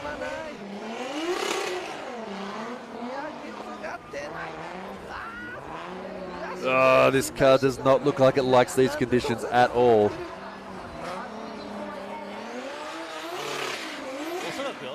おそらくあのダンロップのタイヤもかなりドライに寄せているタイヤなんですよ。なるほど。溝も外側全くなくて内側しか溝がなくて、はい、だから食いそうで食わない、苦しそうでしたね、ずっと。あと温まらないと的なところでね。さあ、速度が上の高いより上か下か上、ハイアンドローどうでしょう。あ、同じだ。66点何？小数点。いや、小数点分かんなかったな。And an 86.9 for the 85. 86.9。減点はなかったですね。さあ、山口選手なんでダメなんですか？車が間に合わなかったそうですよ。あ、エンジン乗っかってないの？そうなんや。さあ、松山北斗ですね、次は。Our next driver coming out now, 北斗松山。グループピンチですよ。まだピンチかチャンスか。まあこれから走る人にとってはチャンス。全然得点が出てません。It's windy here. 寒足元。すごい風なんですよ、皆さん。YouTube ご覧いただいてる方、ここすごいですよ。My bottle of water just fell over. There we go. 扇風機やってる感じで。冷風がずっと当たってる感じです。すごい雨風。これ多分膝だけじゃなくて足首も壊れるなこれ。いや、ちょっとなんとかしましょうよ。Chad asked the question. Do wet conditions make it easier to drift, or does it make it overall more difficult because of controls? Good question. It makes it easier to drift. It makes it harder to drift in a competition. I think that's probably the best way of putting it. It's easy to slide around in the wet. It's difficult to slide around well in the wet.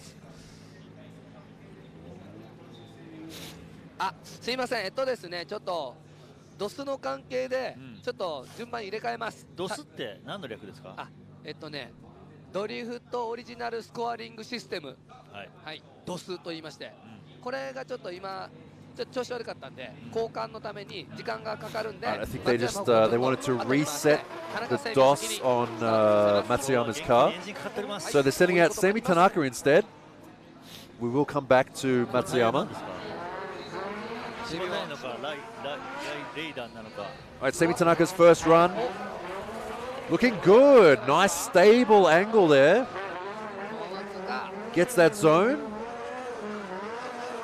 It's just a transition. This is looking like a really good run so far. All very aggressive here from Semi Tanaka.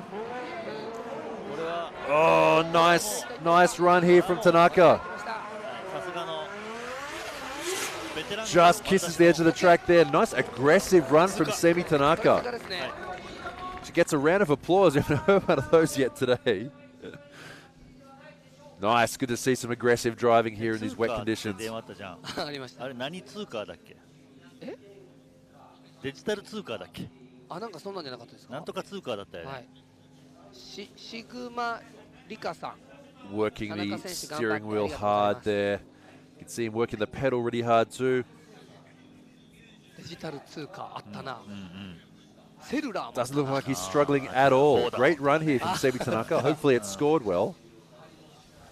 さあ松山は今一旦ちょっと後ろに回って田中聖美が先。Oh, nice score there. 92.1. Good entry speed too. 78. There we go. Solid first run. I think that's the top score so far. いやさすがうまいですね雨でもね。あ、谷口さんに質問です。この方メロンちゃんのドリフトテクニックどうでした？天才かと思ったよ。いきなり定常円決めたからね。Very nice run from Semi Tanaka. 次がそば切り行くんですね。なんかウィングがないと寂しい。次そば切り行きます。Alright, next run. Kodai Sobagiri. さあ先にそば切りが入ります。 Q60 Infinity. So this car is actually a Q60 from the USA. Sold as a Skyline in Japan. すごいっすよ。この辺の世代。As you can see, it's got the Infinity front end on it. And missing the wing here this weekend on this layout. なんかね、この車見たまんまのホイールベースが長いから、今日は向いてんじゃないかな。安定したままフィニッシュ。Not a bad run there from Sobagiri. So this car powered by a V6. You can hear that V6 trumpet sound, but it's the VR38 from a GTR. Twin turbo. これは何点ぐらいいくんでしょうね。確かに全体的に安定してたから大きく引かれないですもんね。これはだよね、インフィニティに。Oh, and a nice score there for Sobagiri, a 93.5, 77 kilometers an hour. We're seeing some good scores on this run. In Group B. ありがとうございます。くるぶし用の北海道が欲しい。ゆい1919さん。Alright, going from good scores to this guy here, Mr. Average is his nickname.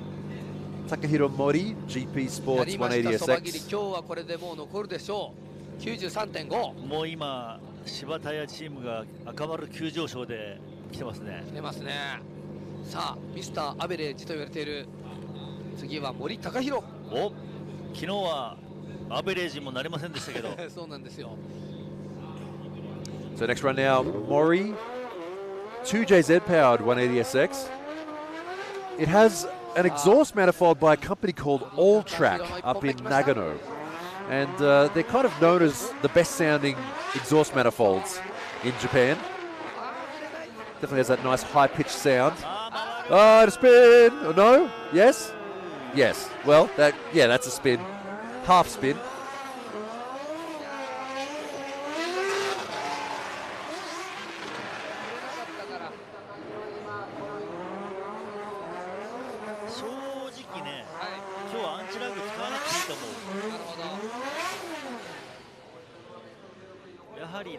Chat says, what is the Drift Star sponsor? Those are the tires that they are running. タイヤを滑らしてるんだけど、その中でもグリップ力を上げたり、減らしたりしなきゃいけなくて、そこのコントロールがすごくシビアなんですけど、アンチラグ Let's と see, か how did he ターボ spin 回 out? して It's just a little bit too much of momentum in the rear there. やっぱり余計にグ Good リップ job keeping it off the wall が though. やすいんで、よっぽどターボがでかくてターボがなかなか来ないんですっていう車じゃない限りはアンチラグいらないと思います。むしろ左足と右足のクラッチワークで、ずっとこうもみもみしな Mori, also がら the current boss of も GP みしないって言っ Sports. た方が他の表現ないですか？他の表現？もみしだくて。谷口さん揉むの得意なんですか？私はもみ上手ですよ。そっちに行くんですね。いやいや、クラッチね。クラッチのもみ上手。そうでした。なんか変なこと言いました私。なんかちょっとさっきスパチャくれてた人が JZS161 アリスト第3。温めてください。ありがとうございます。金額がね、大き So いほど温まる。I guess we can say, are we going to get a score for this? I don't think it's that necessary considering that was a spin. いや本当に見てくれてるだけでもう今日1万人以上今見てくれてますから。あらまあ。ありがとうございます。日曜日の雨の日は家でゆっくりね。そう。D1 見ると。暖かいとこで見てください。そうでこれご覧になっている方でも、いつもの学さんの実況聞きたいとかってこう書き込まれるんですけど、それはね D1 のAnd there you go, 60.4, 有料なんですけど、 0 in sector 2 because of that チャ spin. ンネルですもんね。はいこちらはビデオオプションチビデオオャンネルプションです。はい。はいチャット欄の一番上と、あと概要欄に入ってますんで、そっちから見れます。 So there was a round of Okuibuki that ran a few years ago when there were 0 spectators. 帰る頃にかな。 You might remember that year, a few years ago, when there weren't any spectators at events. I think we'd like to forget that, but yeah, it was half of the event was at night and it was in the wet, and there were no spectators here. It was different. It was definitely different. It's good to have spectators here once again, especially today, considering these conditions. It's surprising that the grandstands are essentially full of multicolored ponchos. コメダブレンド下山さん、コメダブレンド2人分ありがとうございます。下山昨日もありがとうございます。ありがとうございます。雨雲あとちょっともっと早くあっち行け。 So time here has just gone past 11 a.m. So if you just join us in the meantime and you're wondering what's happening. 谷口さんにね質問で、レースはドライとウェットでセットアップ違いますけど、ドリフトではどうですか？知らん。ね答えてくださいちょっと。知らん。知らん。 It's just past 11 o'clock. The actual D1 Grand Prix Top 16 tournament battle will be starting at. I'm reading that wrong. 1:40. 1:40. So 2 hours and 40 minutes from now is when the actual battles will start. If you'd like to know.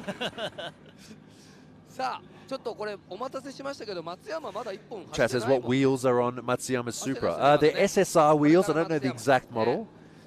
If you go to SSR's website, you can probably find them. で2位が田中聖美の 92.1。 Sorry, they're NKs. My mistake. No, NK. 84.6。で橋と森さんちょっと失敗しましたんで。 NK ここはチャン wheels. ス。今はですね単走の B グループの1本目をやってるとこです。スリープさん、赤い帽子はなんたらかんたら。はあ、詳しいですね。何それ。これも昔の見ないとダメなんですか？以前ね、いろいろ喋ったんですよ、ビデオオプションチャンネルで。なるほど。全部ね、While we're waiting, let's find out. ほんまに喋ったの。There you go. I'll type it in. カットされてるんや。相当赤いんやな。ホイール。相当使えへんこと言ったんですね。これ北斗どうしたの？NK wheels。北斗のマシンが悪いんじゃなくて、ドスが？ドスですね、多分ね。So here's the problem. Whenever there's a short break, the phone signal goes bad because everyone gets on their phone. GPS 拾ってるじゃない？そうです。こんなね曇り空になったらI'm waiting for it to load. 感度悪くなるじゃん。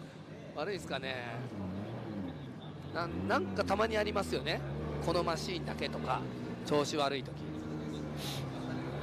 まあそんなねドスがちょっと不機嫌な時にのために、今日は小口さんがいらっしゃいますから、小口さんの審査でバシッと。It's not loading. ドスエラーっていうのがもうなくなったんですよ。再走行がないですよね今年はね。さあ今スタート地点着きましたからこれでいけそうです。これがね松山のまだ1本目ですよ。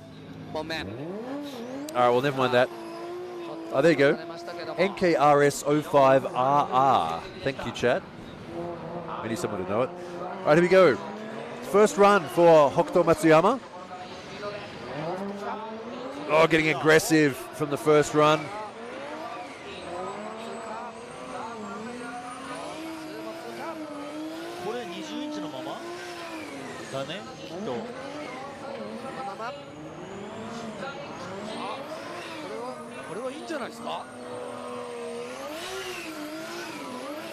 Turbo sound almost louder than the exhaust on this car.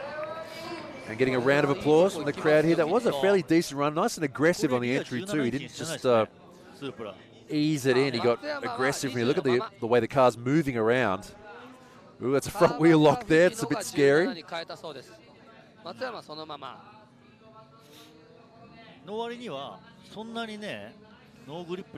Zone okay.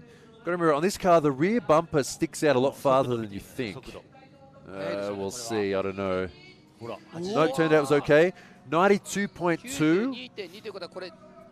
2番手かそば切りが 93.5 ですから。藤野は超えたの？藤野の先ほどの得点は超えてます。じゃあ現在2位ですね。書いてあるもんこれ2位。グループランキング。Nice aggressive run as you'd expect from Matsuyama. He's always very aggressive in his runs. そういうことです。最後は。今全体2位だよね。そうなりますね。Yeah, so wheels don't need to go through the zone, only the bodywork of the car. So that's what that is. That's what the regulation is for that. All right, next run. Back to the beginning of Group B. Hashi's second run. He spun on his first one. Let's see what he does this time. Just take it easy on the entry. Oh, 2 spins.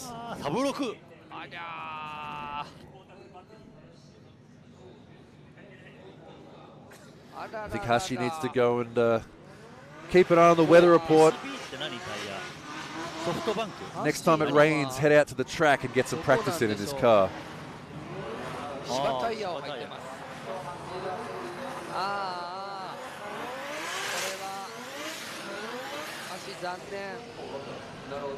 So that's a shame. Hashi, we'll see you next time. これ今回初車だっけ？はい、そうです。初です。今シーズンからこの慣れてないんだ。はい。まだ。昨日も走れてないので。煮詰まってもないのか。そうなんですよ。グツグツと。グツグツとはまだやってないですね。いやこれで橋はここまでということになります。残念。いや結構だからもう高得点出さないと残れないですよね。ただあとポンちゃんと、あと1人通るでしょ。そうですよ。ポンちゃん 84.6、松川和也 86.9。だから今松川がギリってことね。そうなんです。松川が今4位なんで、ポンちゃんはとにかく 86.9 以上は。 Normally D1 Grand Prix tyre management is a factor. 可能性は The drivers do have limited amounts of tyres available to them. そうですね。Just like in many other motorsports. やっぱね、触れないですもんね。角度変化がね、少ないですから。So essentially for the top 16 battles, basically they have one set or one pair of rear tyres available per bracket.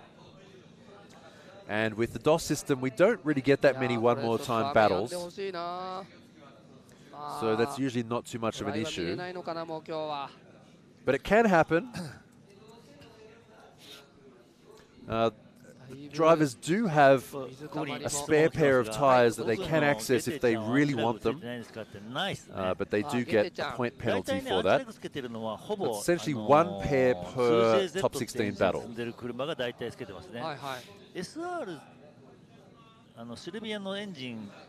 This weekend, though, no such issues. In fact, the issue would be getting enough heat into the tires to make them grip just that little bit extra. 58.4 for Hashi.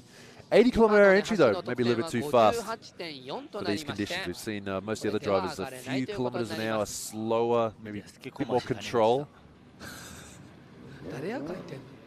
じゃあビデオオプションとかっていう下世話のビデオがね、俺を好きこましいなキャラにね仕立てやがったからさ、そういうことですね。ああいう風に思っちゃうじゃんね、みんなね。好きこまし違うんですね。事実は違うんですね。 Right, here we go, second run for our international driver, Pon. First run, not that great. Just get a bit more aggressive with this time.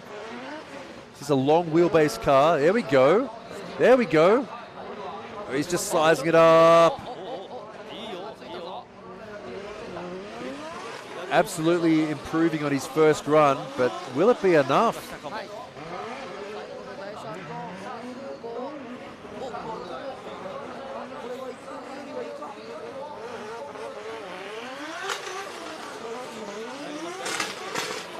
Nice and smooth, but is it going to be scored highly?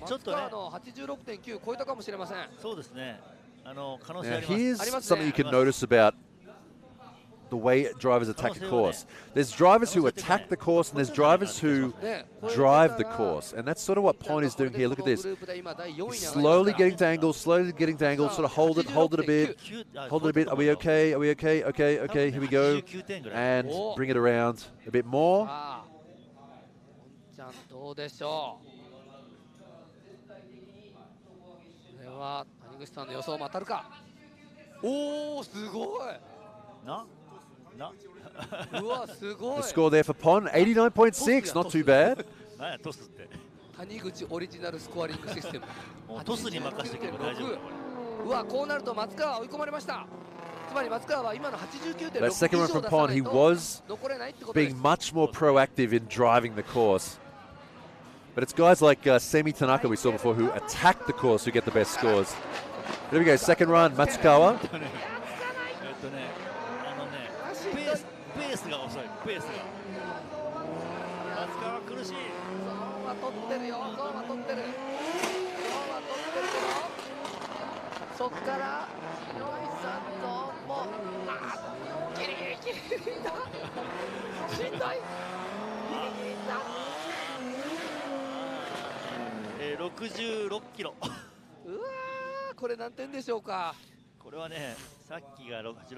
That's just entry here from Matsukawa. Goes for a little faint entry there. Straight onto the accelerator and then straight back onto the handbrake to try and get the rear settled down. Holds that angle for a long time, looks kind of cool. You see him working the steering wheel there. 63, quite a slow entry speed there, 87.1. So just a okay run overall, but nothing too special.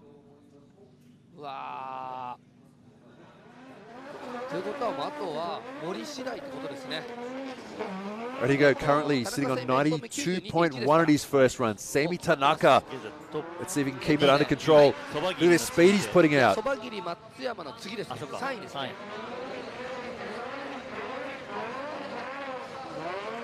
Looking good so far for Semi Tanaka. Good speed.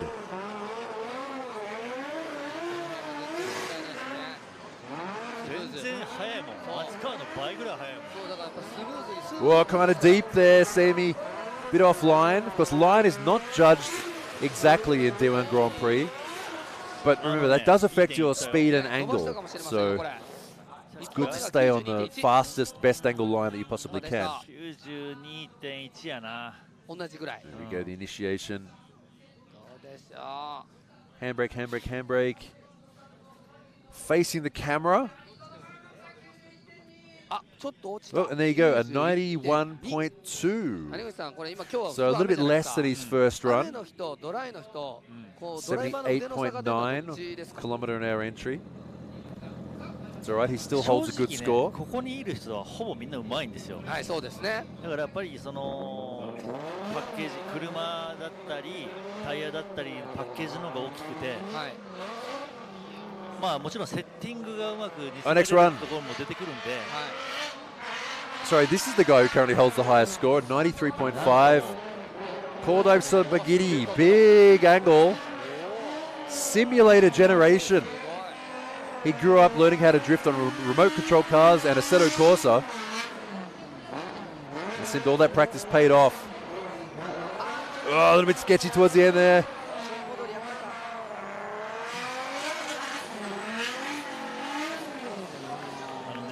And over the finish line. Good speed for that entire run there from Sobagiri. Do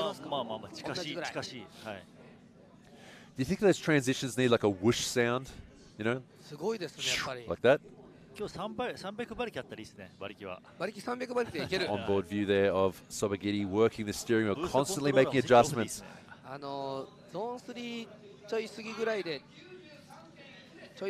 we have a score there, 93.1, so slightly less than his first score, but still currently sitting in first place in this group. 76キロ。このグループで1位。さあ、もうあとは森選手のみ。この森さんが、ポンちゃんの 89.6 を超えれるかどうかで残れるかどうか。私の読みは。All right, last run in Group B. Mori out for his second run. Let's see if he can improve on his first score. Mr. Average always does okay. It would be nice to see him do really well one time. He does make top 16 every now and again. だから重箱の隅をつくようなこう感じはしないからうまくまとめ。 Right, here we go, initiation. Whoa, a bit too much angle. Oh, yeah, he holds it. Oh, he held it, not too bad.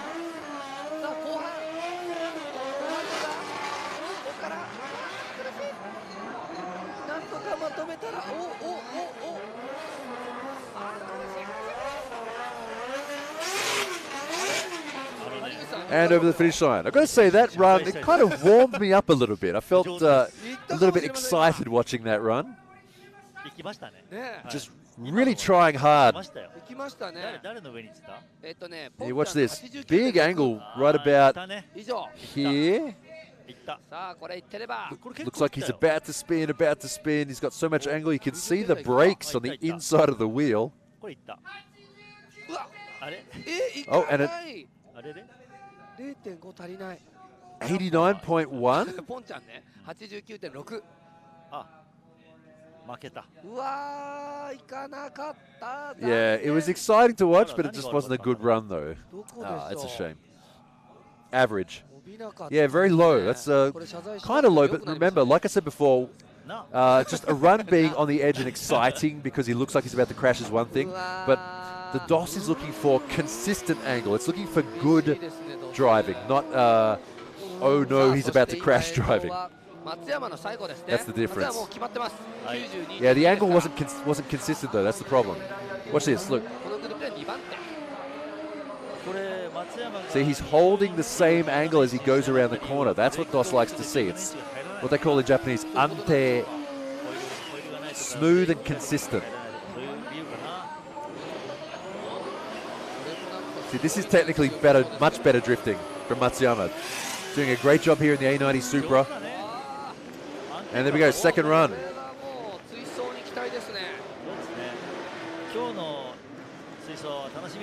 Oh, that sounds like a big rotary behind me.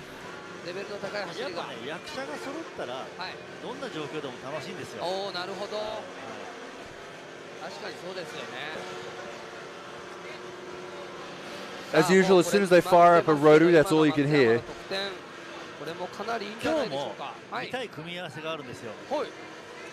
Because in this next group,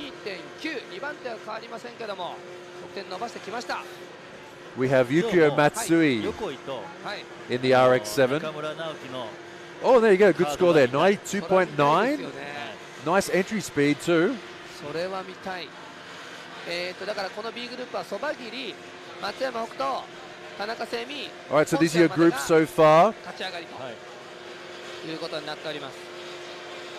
これポンちゃんってさ、さあ別にちゃん付けして呼んでるわけじゃ So ないんだもんね。 Fujino, Saito, S. Actually, so far, both of our international drivers have made it through too. S and 名 Pon. 前チャンポンって書いてない？ Fujino in the 8.6. Daigo Saito, S. And Iwai in the FC has made it through. だから In Group 2, we have Sobagiri, Matsuyama, Tanaka, of course, and Pon.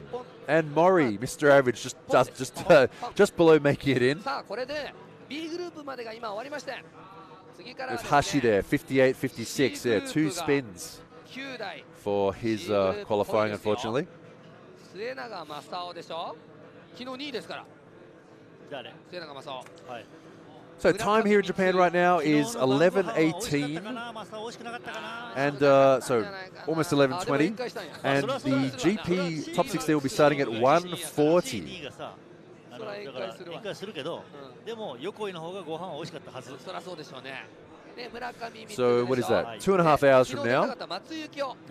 So this stream will continue running the whole time. If you want to leave it running, there will be a bit of a break during the middle of the day. There'll be some other sort of little things going on. But the actual top 16 battles will be starting at, sorry, did I say, yeah, 1:40. B 組が絶対さ、お得感。 So that's 2 hours 20 minutes from now. 9台から4台でこのメンバーですからね。だからもしかしたらね、いわゆる Yep, that's a rotary sound right there. We didn't manage to see them yesterday because they had car trouble. 消えてほしくないですよ。だってさ、 But the RX-7 of Yukiya Matsui, built by Ari Amamiya, will be coming out in this next group. レジェンドパスもらいました。100戦、あれ100戦以上出た人ですね。まだその得点は分かんないんですけど、昨日ね、ピット側では、あのカードをもらった人全員予選落ちたと。I can't even hear what they're saying in front of me. Normally I can hear what they're saying, but that rotary is just so loud. 上野貴弘、川端正人、そして日比野哲也、田所さん、全員落ちたんですよ昨日。そうや落ちたわ。だからもう今日のオープニングで。あのカード返してますって上野言ってたんですけど。Alright, starting out in Group C, we have in this group this guy here, Masao Suinaga, came in second place yesterday. そんな呪いがあるんでしょうか。ただこのグループは本当にしんどいと思います。はい。いやここから4人。Next driver, Mitsuru Murakami, 2JZ powered GR86. And there he is there, the debut of the new livery, which we saw at Tokyo Auto Salon, Yukiya Matsui. Quad rotor turbo FD RX-7. Also in this group, Naoki Nakamura. We saw the debut of this car yesterday, the 2JZ powered GR86.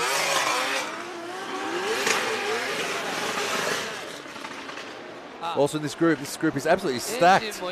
Masato Kawabata, the GR86. でも走ってくれるの嬉しいね。昨日までは、昨日聞いた時はオープニングにちょっと出るだけで走れないって言ってたけど走れるようになった。Next driver of this group, another lady driver, Sumika Kubokawa. やべえこれパソコンがさ。Former Team Orange driver, believe it or not, from back in the day. すげえ雨が入ってくる中に。そうなんですよ。ちょっと今ね雨がまたさらに風で。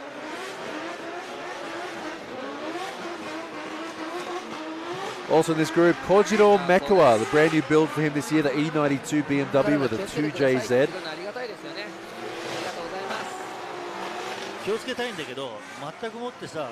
Next driver in this group, Katsuhiro Ueyo. VR38 GTR engine in this S15 Silvia. Huge wide body kit on this car. And last driver in this group, Ryusei Akiba. 2JZ powered S15 Silvia. This group absolutely stacked with big names and great cars. かなり雨降ってますよ今。谷口さんのお好きな食べ物何ですか？何ですか？おにぎりせんべいです。おにぎりせんべいそんな上位に来るんですか？好きな食べ物の。嫌いな食べ物は梅干しなんですよ。はい。あとこう。So the way it works in D1 Grand Prix, we don't have a seeded driver system like we used to. The way it works now is so yesterday at round 1, it was just the top 16 drivers out of the entire group. But the way it normally works is each of the drivers is put into a group by lottery. They do it at the drivers' meeting in the morning. They reach into a bucket and pull out a ping pong ball with their group number on it, or their group letter on it. Then they all go into the different groups, A, B, C, and D. And the top 4 drivers from each group will make it through to the top 16.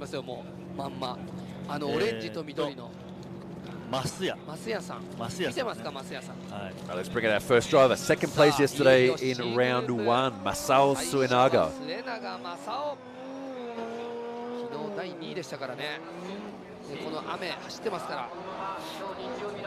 Our first qualifying run, let's see what kind of scores we get in this group. Here we go, first run for Masao Suenaga in the S15 Sylvia.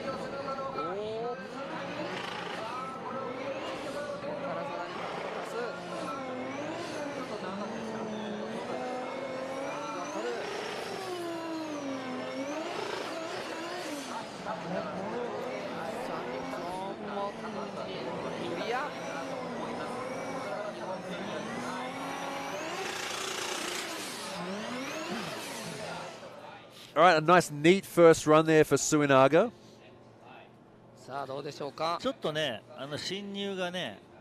Let's watch the entry here from Suenaga.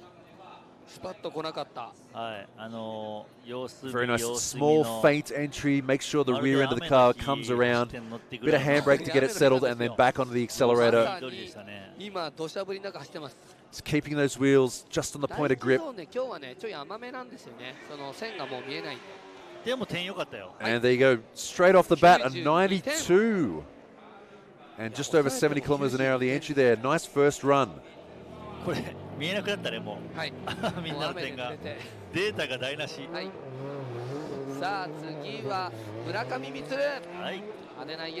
into our next driver now. Mitsuru Murakami. First qualifying run. It's his first season in this brand new build. Even in these overcast conditions, this car absolutely stands out. It looks like a highlighter.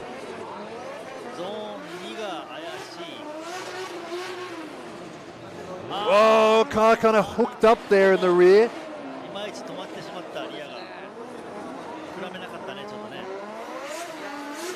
Oh, that's unfortunate.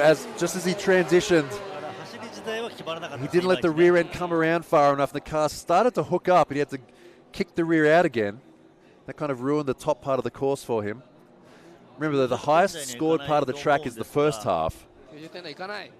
Biggest score you can get is this part here, this long sweeper, Sector 2, which has an outer zone and an inner zone clip. All right, 92.2 for Murakami. Already this group is looking really good. All right, here we go. First comp run of the year for this car.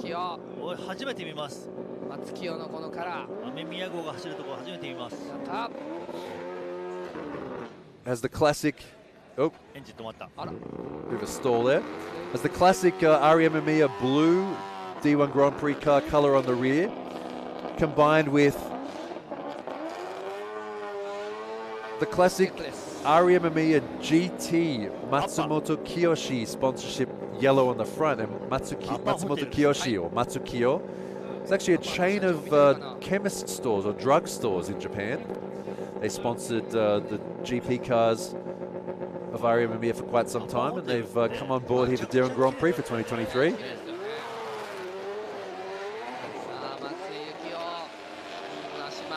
Here we go, first run.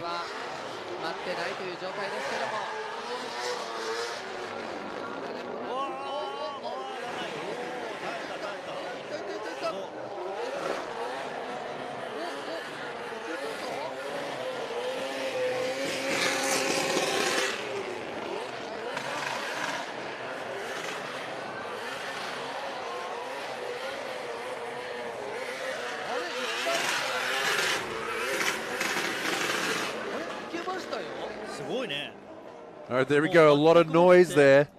今週多分奥井に来て Let's have a look at this run. How will it be scored? He was a little bit choppy on the second half of the run. いけましたよこれ。 Big flick to angle though. Nice on the entry. Just keeps it just on the edge of grip there, out to that outer zone. 素晴らしい。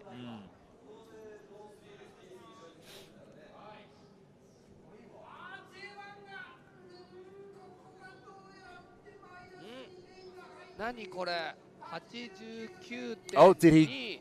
Oh no, he got a judge penalty right at the beginning of the course. That means I think he cut across the course. エリアの減点はインカット。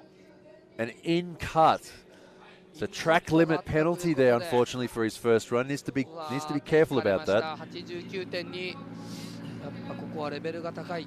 お、中村直樹。 So what that means is, as they come down the ramp and cut right for that short straight before the entry, let's see if we can see what right about there.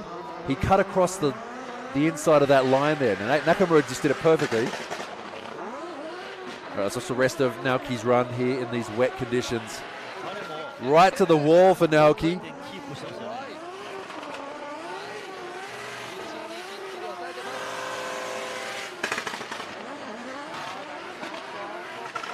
From the peripheral report, rotary sound to the anti-lag of Naoki's 2J.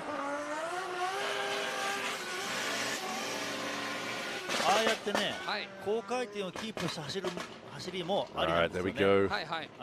First run for Naoki. He did fairly well yesterday, but I think he wasn't quite used to the way this car steers and ended up losing in the top 16 yesterday. Top 8 rather, I should say. Just transition back. Yeah, look at that. Really having to manually steer in these conditions. Regular drift cars tend to self-steer quite easily. Like I was saying before, these pro-level cars which have huge angle, it takes away a lot of the self-steering and you have to manually steer the car yourself, especially in these wet conditions where there's no front-end grip at all. And there we go, score there, 90.4, 73 kilometers an hour on the entry. Not too bad for Naoki's first effort. いや、本当そうですよ、これ。お、来た。川端正人来ました。はい、レジェンドカード持ってますよ。持ってますね。でも藤野と同じく17インチに変えたということで、今日は。Next driver, Masato Kawabata. さあ、川端の1本目。決めれるか。 Another GR86. 角度ついた。お、そのまま行け。 The sister car to the one we saw in Group A from Fujino. さあ最後4セクゾーン3取ってる。お、まとめましたね。 And over the finish line. It's such a shame that we have these wet conditions. It would be great to see these guys in the dry. I think let's watch the entry from Kawabata. You might remember back in the day, Kawabata drove the huge GTR, the R35 GTR drift car by Toyo.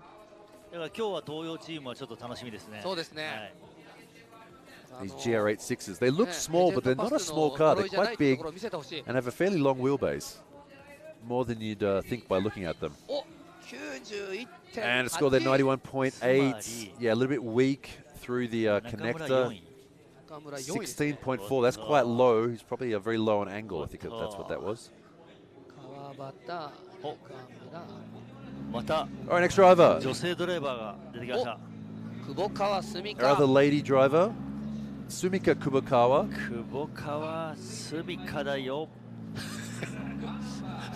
違う人やん。それこのムチ持ってる西岡澄子や。Our first run. さあ来ましたよ、久保川1本目。 Sumika didn't qualify yesterday. That's a big flick there on the entry.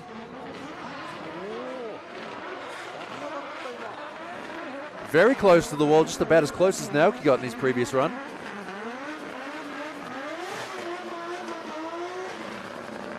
Oh, understeer there on the transition.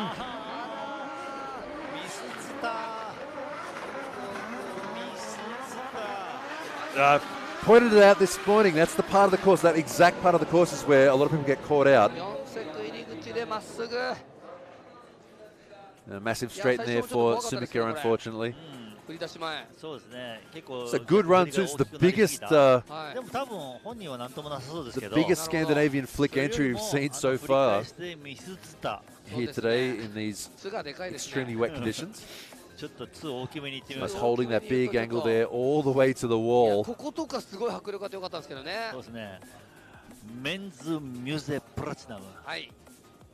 Aggressive run. 今年から D1 グランプリということで久保川澄香出てまいりましたけど、ほらみんなミスツタになりましたよ。字大きいな。 And watch the transition here. ミスったね。ここです、ここ。 You can see the front, as she hits the brakes, the front end locks up, then the rear end locks up, and you can see there a penalty down the bottom there for that straighten, 80.6 for Sumika. So she'll have one more run to try and make up for that. これはまっすぐになったところを取られちゃったってことですね。でしょうね。一応ドリフト大会なんでね。はい、まっすぐになったら減点が大きいんですよ。マイナス5点。 What is that sponsor? I looked it up. I think I looked it up the other day. それで It's 上を。メクワさんは It's some sort of like メクワ後ろに回ったんですね。 beauty. I don't know beauty, but like you know what I'm saying, like aesthetic salon sort of thing, like a chain. 上尾さんです。 I think. 上尾勝弘。 D1 チャンピオンでございます。はい。Is it hair removal? Oh, there you go. Okay, there you go. That's what that is. Right, here we go. Next driver, Katsuhiro Ueyo. He's S15 with this white and red livery this year by Bellino. Not just the straight red like we've seen in previous seasons. I think it looks pretty good, actually.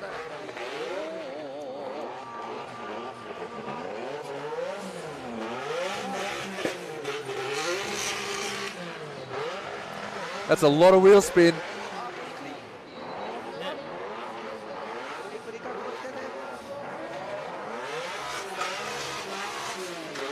Whoa!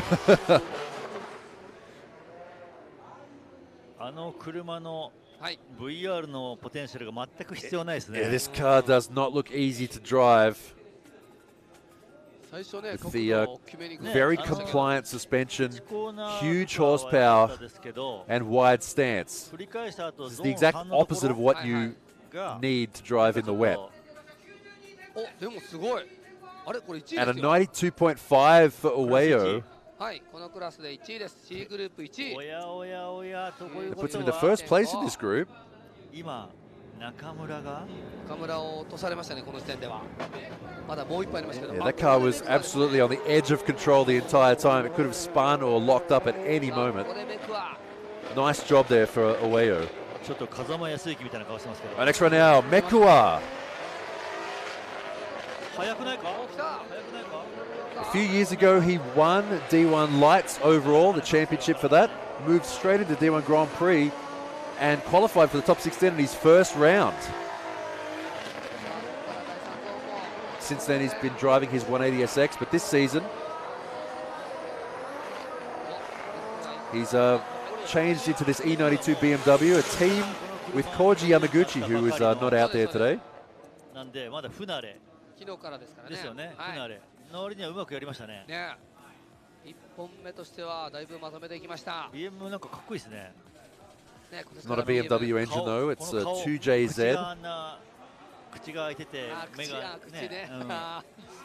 確かに。あ、90.7。 And only a 90.7 for Mekua. これレベル高いですよ。上尾 92.5、村上 92.1、次が末永の92、川端 91.8。ボーダーは誰？だから今 91.8 の川端ですね。川端と中村ピンチ。はい。中村直樹今 90.4。すごい。だからもう 91.8 以上 And we go last driver now in Group C. さあそしてYusei Akiba. 秋葉流星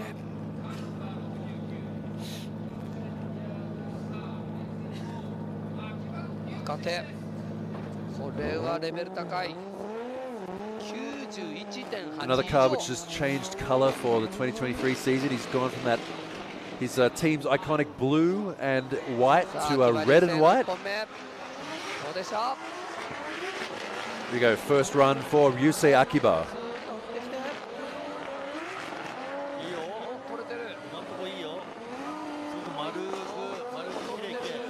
Oh, right to the edge of the track, using every inch of the track. He's got to keep his speed up though.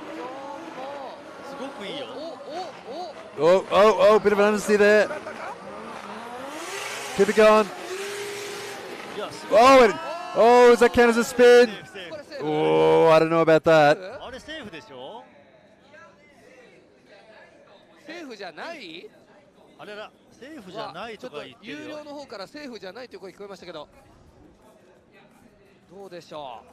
I think they're discussing it right now. 取られたらもうダメですよ。 That may be a penalty because that was kind of a half spin over the finish line. Remember, like I said before, they have a rule. You need to be under control after the finish line to prevent drivers from trying to cheese extra points over the finish line by going over the finish line sideways.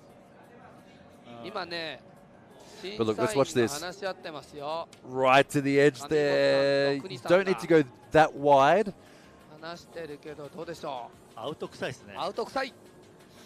On this particular course, it makes sense to drive roughly down the middle of the track and then flick in to the final corner. Right here too, look at the front, understeer slightly. The car washes out wide, that's okay. Rest of the run though, not too bad though. Just like we saw with Away on that previous run, right on the edge of control. Right here, look at this. そんな陽気な感じでよう聞きましたね。ここです、この最後。I don't know. If they give him a penalty for that, I'd understand. But if they don't, I'd understand that too. But I think, they gave him a penalty. Oh, that's a shame there. That's understandable though. That would, I mean, anywhere else on the course, that would have counted as a half spin.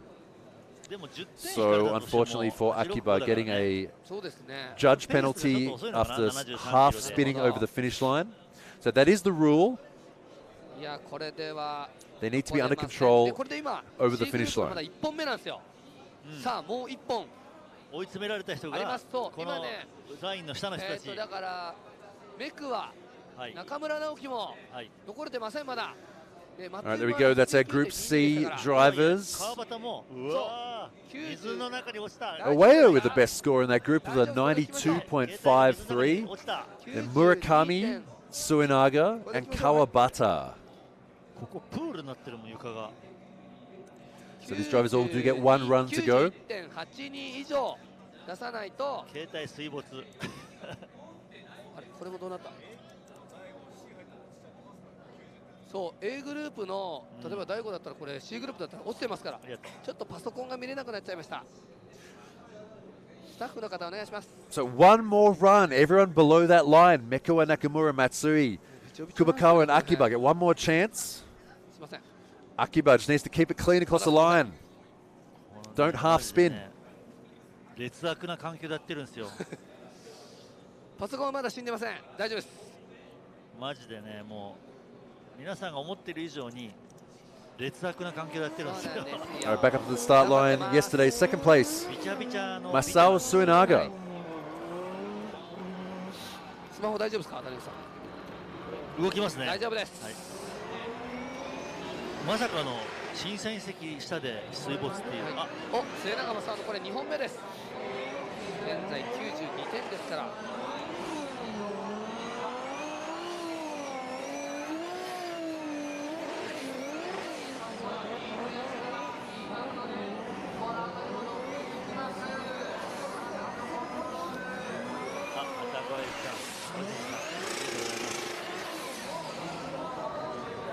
All right, clean run for Suinaga. He had a 92 in his first run.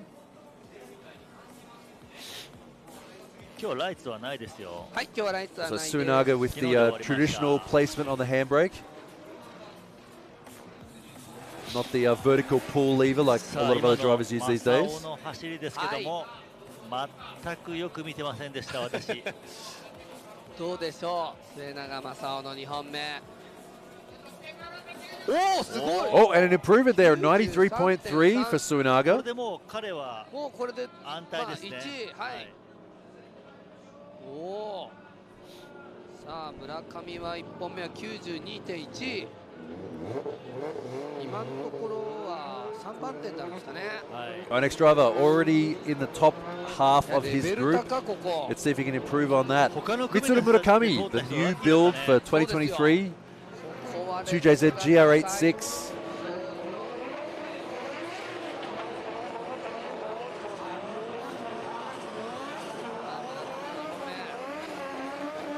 Murakami keeping it very smooth. Last year in an SR20 powered S15, this year in this highlighter yellow GR86. Once again, 2 smooth runs in a row. 今回の方がうまくまとめましたね。なるほど。はい。上がると思います。 Usually a lot of builds have gremlins in them that need to be worked out at the beginning of the season, but this one looks pretty dialed right from the get-go.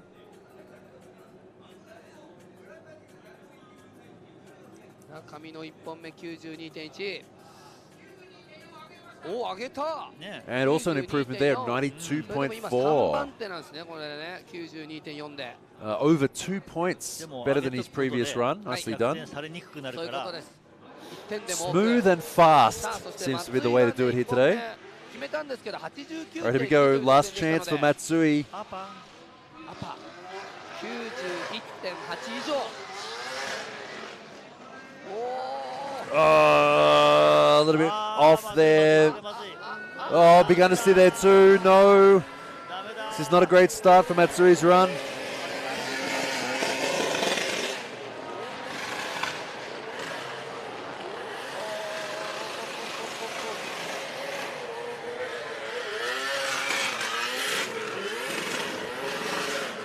That was pretty ugly overall there from Matsui. 怖いですね。なんかエンジンに悪そう。 That's what's the entry here. Takes a while for the rear to step out. Understeers a bit. Rear end comes out again. Bit too much. And then starts to understeer here. He doesn't keep it going. And it was a bit of a messy run overall from the RX-7 of Matsui. And watch this here as he comes around. You obviously can't hear it in the replay, but he was banging that limiter all the way around this corner. ね、1本目が良かったですよね、この状態でね、あの走りできたのは。さあ、これ次が中村直樹が今残れてないんですよ。1本目 90.4 出してるんですけど。Not looking too good for Matsui. He wasn't out in round 1 yesterday. Car was unable to make qualifying. And a penalty there for that big understeer coming out of sector 2. So I think it's going to be the end of weekend. Not a great weekend for Matsui and the RMMIA team. Round 1, no entry. Round 2, no qualify. All right, another last chance of the weekend. Nakamura needs to improve in his first run.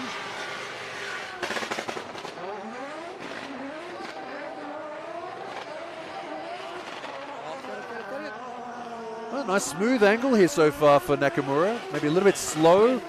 Got to pick that speed up a bit. Watch the transition here, the flick back.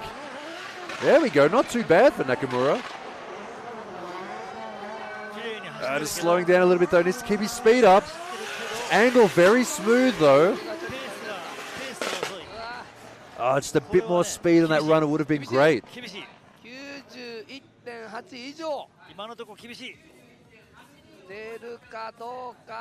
Angle and smoothness were very nice, but the speed maybe just not enough. And look at this, barely moving the steering wheel, just holding it. Great angle. Just got his hand on the accelerator, on the handbrake, waiting to pull it. Here we go. Once again, holding almost no adjustment of the steering wheel. It's not fast enough though. It needs more speed. Very smooth though. There you go. 89.7. キロしか出てないでしょ。本当だ。 Yeah, I'm going to say it's the massive lack of speed which lost him that. 追走残れず。 That's a shame there for Nakamura. Yeah, this particular car was driving well in the dry, but as soon as it got to the wets, doesn't seem to do as well as it did. Doesn't have the amount of rear grip it needs. Whether that's a driver thing or a car thing, not too sure. It was smooth, but it just wasn't fast. And here we go, next driver, Kawabata. 奥目で振ってきた。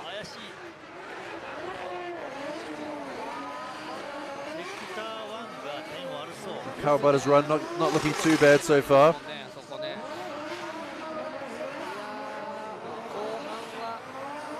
Yeah, not too bad.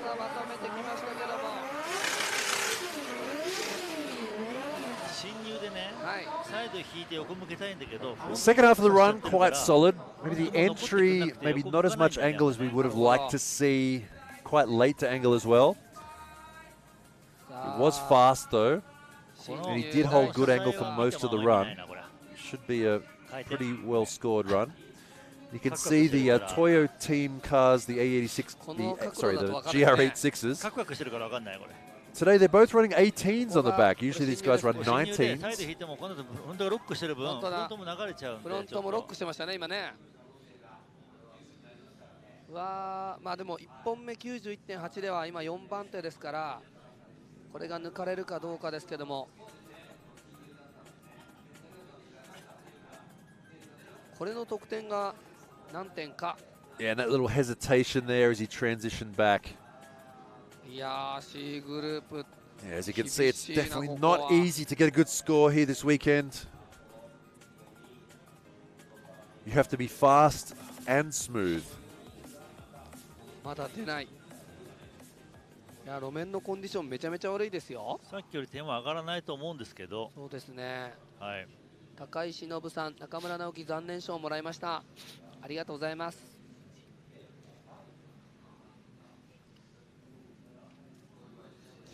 Our next driver out will be Sumika. Chat saying you missed the potato camera. Are you serious? They've put such a big effort. So Kawabata, yeah, he actually was a fair way off the Sector 2 zone. It's the outer zone. They've put so much effort into making the cameras better this year. Come on, chat.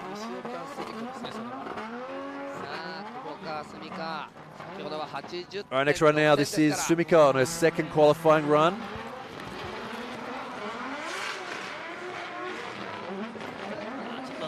All right, here we go. No understeer this time, hopefully. Hits that zone. No problem. Inner zone. No problem. Now here we go. Transition. Don't get too hard on the brakes. Oh, there we go. Oh, almost did it again. Oh, she's too shallow there, too shallow.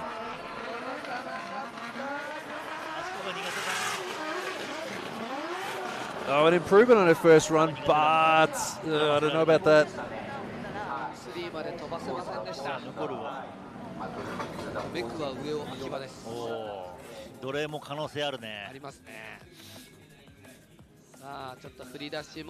So this driver, Sumika Kubikawa, one of two lady drivers here this weekend, along with Sayaka Shimoda. Sumika, she's held a G1 Grand Prix license for a long time. Back in the day, she was known as Zone 3, missing the outer zone. Known for driving a yellow 180SX back in the day as her street car. One time I was driving back from ABC Circuit on the low roads late at night to save money, and I saw a yellow 180SX parked on the side of the road with the hazard lights on. I thought, oh wait, is that Sumika? Is she broken down? And I checked, she was asleep in the car. So she was doing the same thing I was doing, driving home by the low road, saving money. So I just left her there and kept going. All right, here we go, next driver. Katsuhiro Ueno, second run.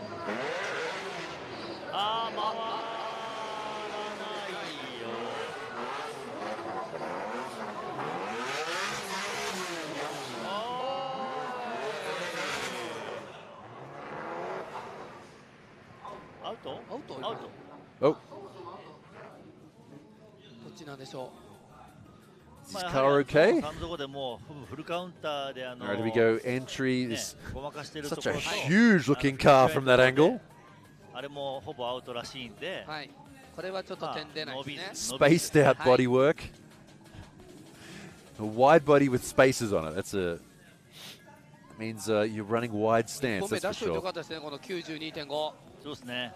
はい。 So a car like this, completely unnecessary in these conditions in every way. あとはメクワと秋葉流星。川端 It の suits high-speed 91.8 dry を conditions, 超えれるか honestly. どうか。秋葉はさっきの最後のがね、そうですね。なければいけでたかもしれない。もあれもね、アベレージスピードが低かったから、まあ全体低かったですよね。だから、点もね減点がなかったとしても川端の点に届いてないかもしれないんで。あとはメクワがどこまでいけるか。 Car does look quite stable, though. You can see. Oh wait, 今の Judge 上は 2. 82.1と What happened in Judge 2? 82.1. あ、マイナス10点。最後のスピン。あれはアウトということですね。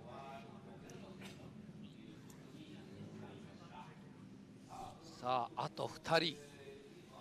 この C グループはあと2人です。メクワと秋葉。ちょっと川端の点に届くかどうか微妙な感じですね。2人のさっきの1本目の見た感想から言うと。川端 91.82 というこの得点を。メクはさっき Oh, it looks like. あれ以上はちょっと難しいかも。 Yeah, it looks like they did ping him for a half spin over the finish line. So these drivers do need to be aware as they go over the finish line.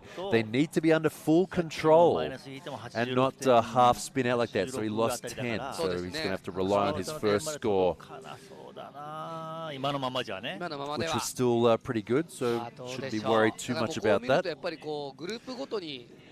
There you go. Our scores so far. ポイント、点を出すコツ。 Tsunaga, currently in first in this group. Aweo, Murakami, Kawabata. Great effort from Murakami. Seems to really dial this new GR86 highlighter build. なるほど。やっぱりこう前進んでないと。綺麗に持ってっても遅いと点が伸びない。伸びない。 Mekua, Nakamura, Matsui, unfortunately, yeah, two not great runs for him.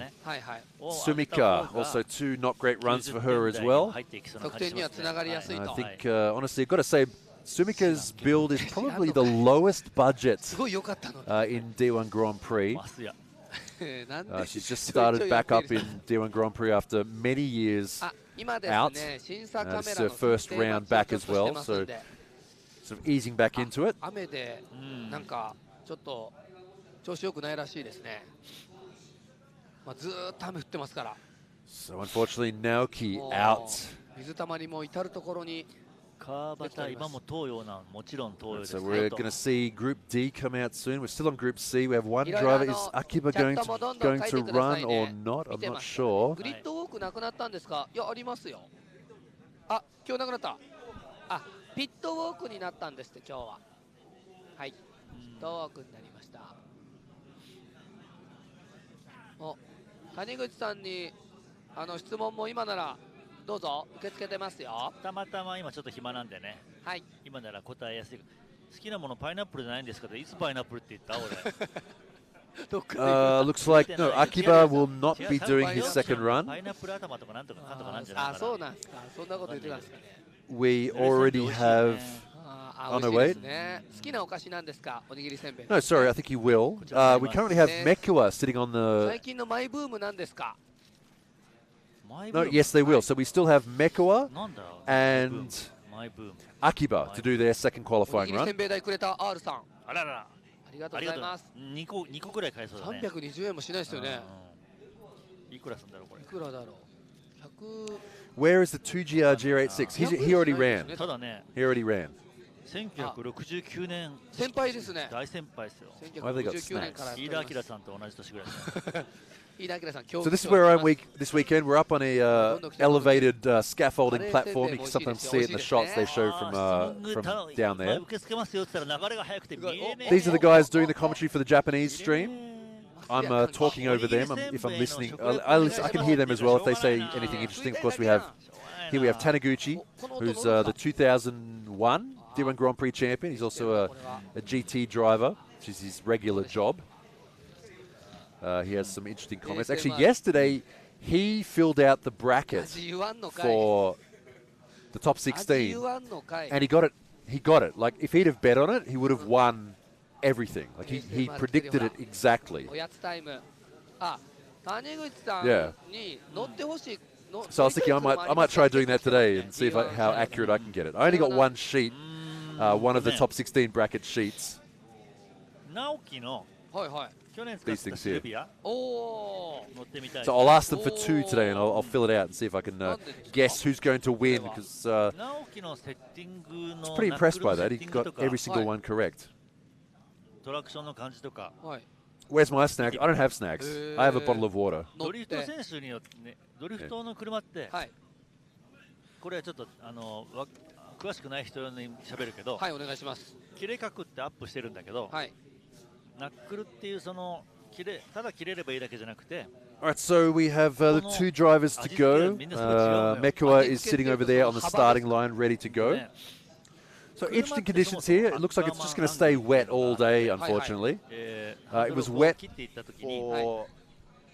for half the day yesterday. We saw the D1 Lights competition run in the dry, and we had qualifying for D1 Grand Prix in the dry. And then as soon as the top 16 competition started, it started raining. It's not ideal, and it's continued since then. フルカウンター時にフロントの転がりがいいっていうんだけど、なぜこのカウンター当てた時に内側があまり切れてないと、ここがちゃんと行きたい方向に向いてないから、ここ抵抗になってちょっと引きずるような感じになるから、ブレーキがかかった感じになるわけ。だからこっちがうまく転がってくんないから、リアがどんどん追い越しててスピンになっていく。深いアングルを求めていった時に内側のタイヤの抵抗のせいでスピンになっていきやすいんだけど、これを揃えてあげることで、ブレーキさえ踏んでなかったらフロントタイヤどんどん転がってくれるんで、後ろがどんなに向こうに行ってもフロントタイヤも一緒に転がってくれるんで、スピンしにくい仕様になるんです。 Taniguchi doing a bit of a explanation there of steering acumen on drift cars and how it affects them. So what he's talking about is on regular cars you have a lot of what's called steering acumen, where they don't when they tilt, they don't tilt in the same direction. The outer wheel tilts more, the inner wheel tilts slightly less, and in those conditions it can cause the front of the car to drag slightly, which makes it easier to spin out at big angle, whereas in drift cars both of the front tires tend to have a lot less acumen, and they both roll in the same direction, and that's good and bad. It's good in it can be good in wet conditions because it means the rear end is more difficult to spin out.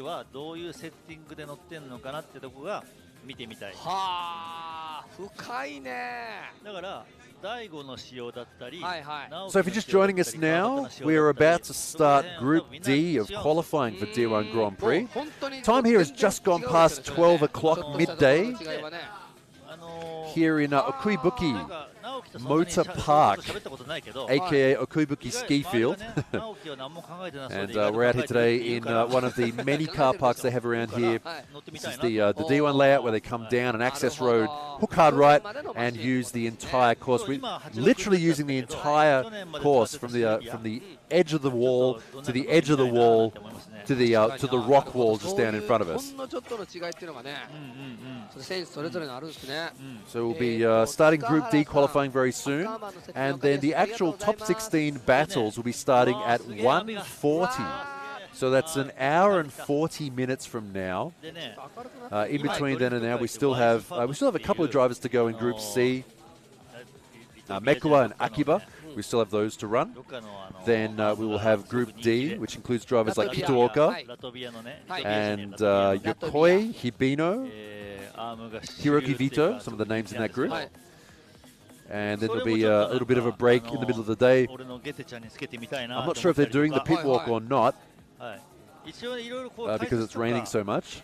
And then the battles will start at 1:40, so that's an hour and 40 minutes from now. On this channel, on this live stream, it will continue running the entire time. We had a pretty long stream yesterday. The stream went for 10.5 hours yesterday, from morning until end. The reason is because we had D1 Lights Top 16, D1 Grand Prix Round 1 qualifying, and then D1 Grand Prix Round 1 Top 16. 今日ね、あれなんですよね。So that's the situation right now. はい。 Not sure what's going on with doing the next qualifying runs. 晴れたら乗ろうって言ってて、もうヘルメットも準備されてましたもんね。そうなんですよ。ところが晴れそうにないな。 We should be seeing that start up again fairly soon. その企画はボツになりそうですね。ボツになりそうですね。 No, I wasn't streaming for 10 hours. I wasn't actually on for 10 hours. But I think I went from, when did I go from yesterday? It was pretty long. I went from 9:20 until 5:45. So what's that? 8 hours and a bit, minus 30 minutes for lunch. So not that long. I've done longer streams on Twitch, honestly. 細かいのがちょっと湧いていくんだよね、これね。本当だ、下から。でも間もなく上がるな。And yeah, D1 Lights qualifying was on Friday. I wasn't here for that. I drove down on Friday. It's about 6 hours roughly from Tokyo to Shiga. You can see there Taniguchi showing the rain. レースの時とか、大体これを見てるんですか？これで。You stop showing it. It's wet. It's going to stay wet for the rest of the day, it looks like. 冷た。どこから雨がすごい来た今。いやでもね、会場の方も大変ですよね。すいません皆さん。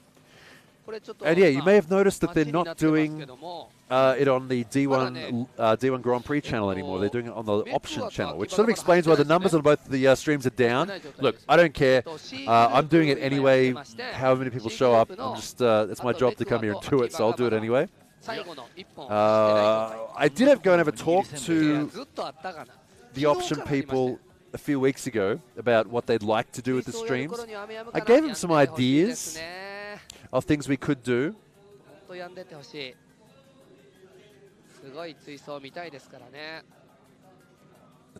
we'll see how that goes. We're just sort of starting off the season this year. At least you may have noticed on the streams this year they have improved the image quality slightly. The cameras, also the pit cameras and the onboard cameras are better than they were. So they're improving all that sort of stuff. トイレした以来だったから。ああ、それは全然言ってないですね。だから5分ぐらい出たって言ったじゃん。いやいや、そんな5分間ルールよりは短かったですよ。But it will be for the rest of this year.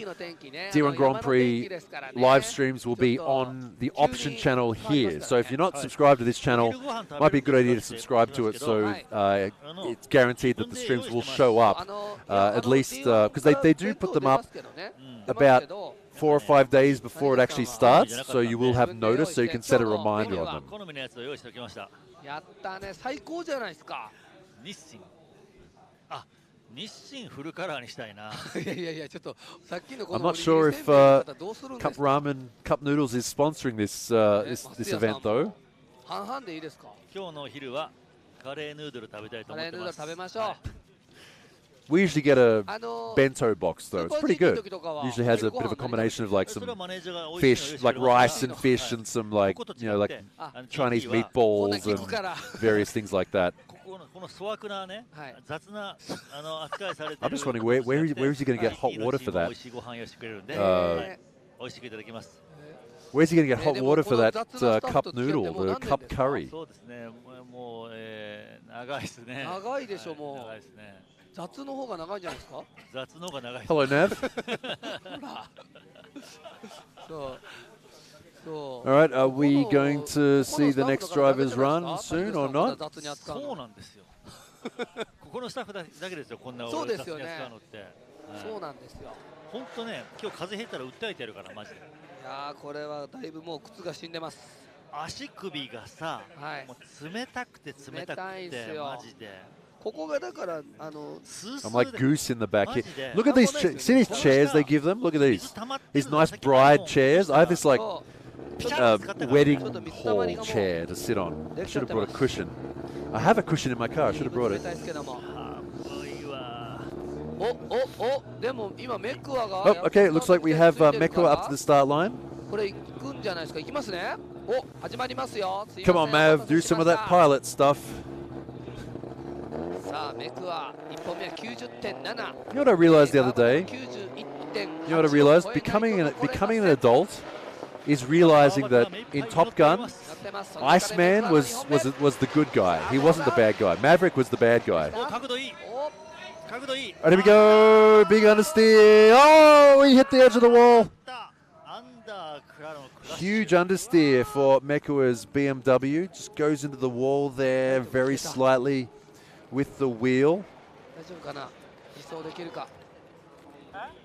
理想できるね。でもね、大きな事故にならなくてよかったね。タイヤ多分ね、It looks like he may have bent a tie rod with a hit that strong. No, it looks like it's okay.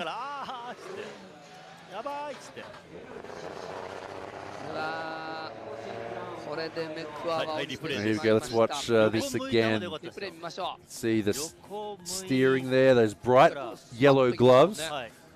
As some people say in drifting, good drivers wear brightly colored gloves and bad drivers wear dark colored gloves. So you can, they're confident in showing their steering work. That's some very egregious understeer right there. Look at this, at full lock. Does the wheel go into the wall? Bang, right, yeah. They're going to have a look at the tie rod and the steering rack after that hit.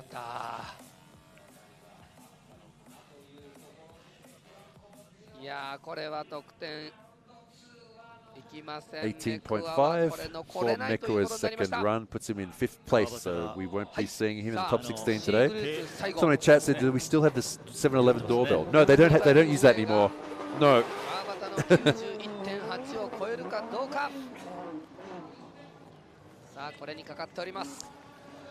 All right, last driver of this group, Yusei Akiba.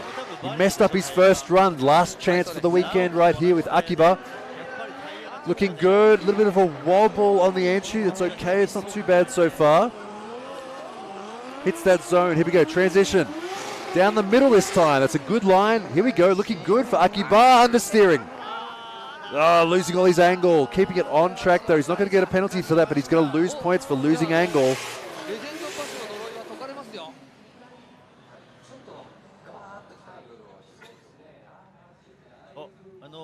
Legend pass 持っている人の中で一抜け？はい、一抜けです。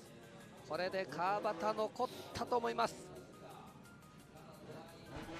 さあ、秋葉流星の Ryusei also his team making a lot of YouTube videos. You can probably search for that and find those. Not a bad start. A little bit of a wobble on the entry, losing angle, gaining angle. This time line down the connector, good. Right down the middle, sets it up. Flicks it nice and early. However, so looking good until about here, but the front starts to lose grip. You can see him steer out of it. Yeah, it didn't slow down enough. 92.5 の上を3位村上 92.4 そしておそらくこの4位は川端の 91.8 になると思いますが And a 90.3 puts him 7th in this group, so that's bye-bye to Ryusei until round 3. C グループも決定になります。はい、C グループは All right, there we go. That's the first 3 groups run. We have 1 group to go. So who are we going to see in top 16 today? Fujino Daigo Saito, Iwai S from Thailand, also Pon from Thailand.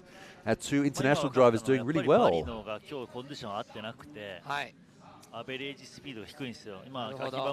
Sobagiri, Matsuyama, Tanaka, Pon, Masao Suinaga. Ueo, Murakami, and Kawabata. やっぱタイヤ、今日のコンディションに合っているタイヤが有利ですね。そうですね。ただ上尾選手はバリの入ってま So すけども。 no specific tyres for wet conditions in D1 Grand Prix. They use the same tyres they use in the dry.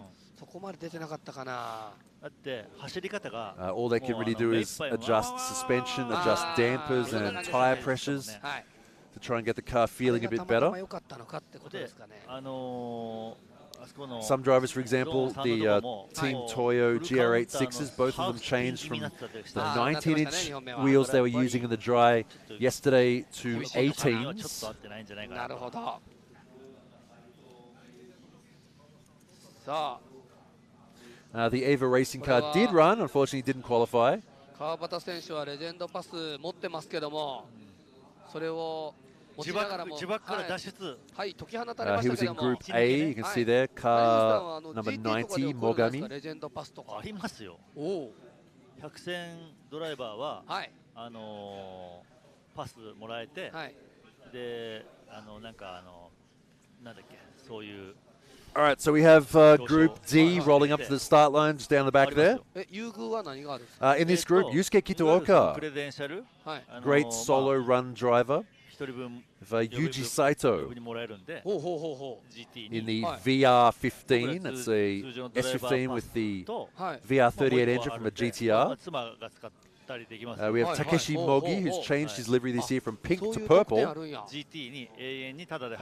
Kano in the S15. Junya Ishikawa in the Toyota 86. Tetsuya Hibino out this year in the Shibataya GR86. One of the many Shibataya cars here this weekend. Hiroki Vito in his white One-Via, and Yokoi, yesterday's first place winner, running last today in the group. Those are your Group D drivers. しかも普通はよ、今日が100戦目ですって言ってあげるもんなのに、思い立って Are we there yet? 人にあげようっていうね。まとめて思い出したかのように。そういうとこよ。 Are we there yet? そういうとこ。数えたら4人いたなっていうので。そうそうそう。What was the scene in Pulp Fiction with the guy in the back, Marvin? Hopefully it's not like that. 上野のなんかツイッターには数えたら140なんとか100もっとですからね。とっくに100なんか超えてます。普通は今回が100戦目ですっていうところで。そう一応大会的には100戦目やったんですけどね。 All right, here becomes our Group D drivers. This is the warm-up run. First driver in this group, Yusuke Kitaoka, JZX100 Mark II in candy red. Great looking car, also great solo run driver. Next driver, Yuji Saito, car shop glitter. That's Takeshi Mogi.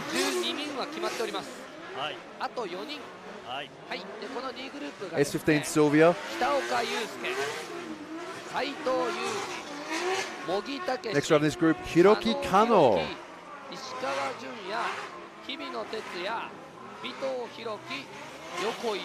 S15 Sylvia. Tetsuya Hibino. Sorry, that's Junya Ishikawa in the Toyota 86.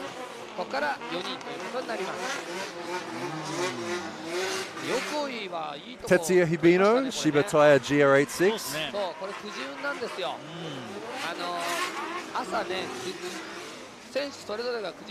This is Masashi Yokoi. We have here Hiroki Vito, the D1 Lights champion, now in D1 Grand Prix, and Masashi Yokoi, yesterday's first place. That's the interior of Vito's car. Nice purple color. The car was originally the traditional Meihan fade. Of course, he has a tyre sponsorship wrap on that now.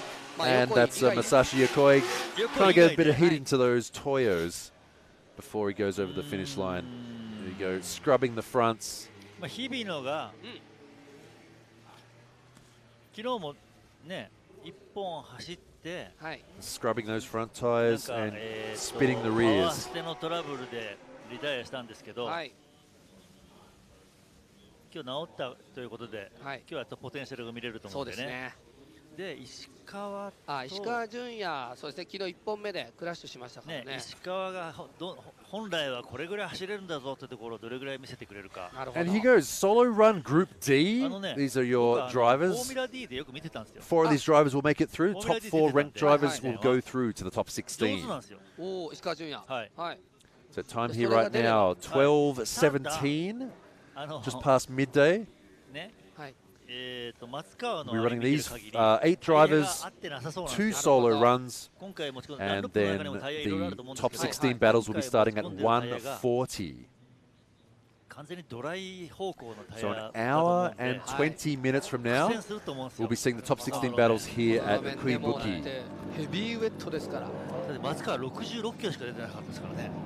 やっぱさっきね、谷口さんおっしゃってましたけど、車速がやっぱり車速がね大事なんですよ。大事なんですよね。高得点。Here we go, first driver, Yusuke Kitaoka. では D グループまずはですね、北岡祐介からいきますよ。 He's a Mark II man. He's been driving in D1 Street Legal back in the day in a Mark II.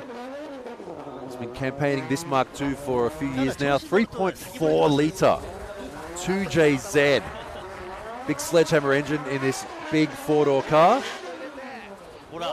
First run, it's going to be half spin.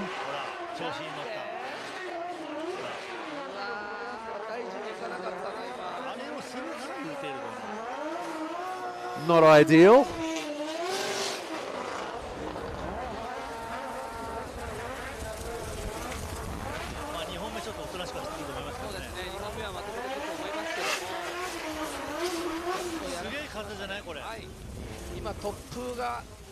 And all of a sudden it got very windy here. I'm just wondering if the wind hit that big upright on that rear wing and caused him to half spin.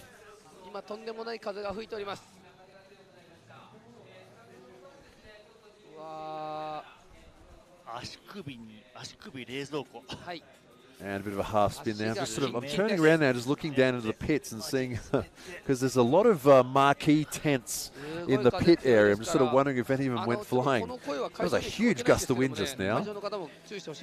Yeah, not ideal conditions here. Right,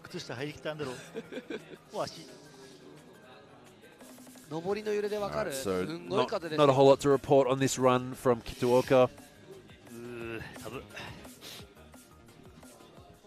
今トップがすごかったですけども、さあ今の北岡の走りですけど No, も、 it's not going to snow. It's not that cold. It's just going to just 失敗で nasty rain all 出 day. ないと思いますけども、もうここは切り替えて2本目行くし If かない it ですからね。 snows, I'd be surprised. 今のはですね、 We're a fair way down. We're in West Japan down here in Shiga. We are in the mountains, but it's very unlikely for it to snow down here. これでは残れません。 Just looking forward to the battles we're going to see later on today. We saw some great battles yesterday. Very easy to show your skill in the wet. Those drivers with great car control, quick reactions are the ones who are rewarded in the wet. そうよかったんですよ。斉藤祐二がこの後登場です。 No, it's not typhoon season.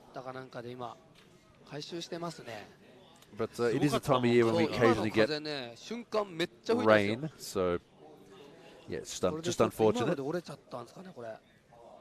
Looks like a few of the sponsor flags have taken the brunt of that wind just now. 触ったら手と温度差が全然違う。キンキンですよね。いやもう靴死んでますよ。さあ。 今、斉藤祐二も並んでます。 All right, here we go. First driver in this group. Sorry, second driver in this group. Yuji Saito. Now this car here, VR38 V6. Here we go, first run. That is big angle. Is he going to be able to recover from this? Yes, he does. That was big there, that entry. Held that a long time.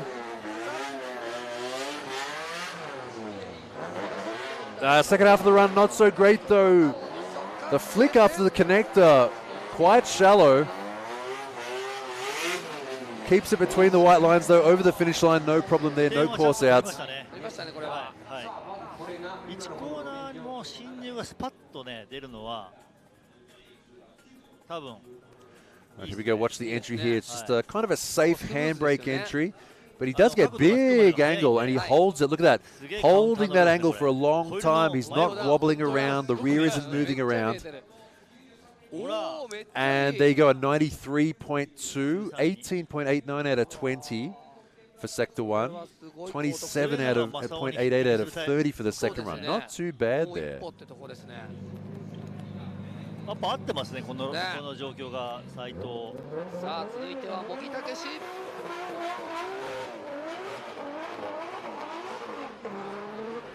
Our next driver, Takeshi Mogi, has got the ShamWow on the window.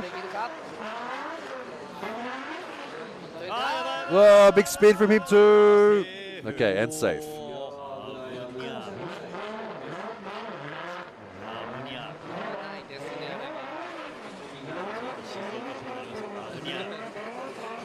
I say, what's impressive about Mogi and also Kitooka, their spin didn't result in them spiraling off onto the side of the road.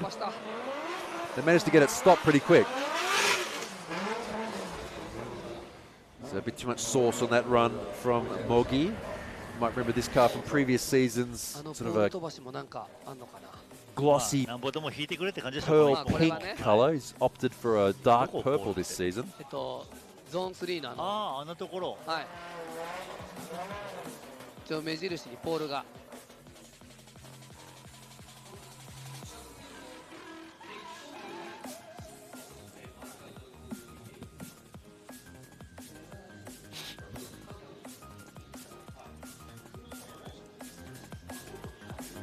今俺の腹時計が12時を指してるなと思ったらもう過ぎてた12時。はい、もう12時半になりそうです。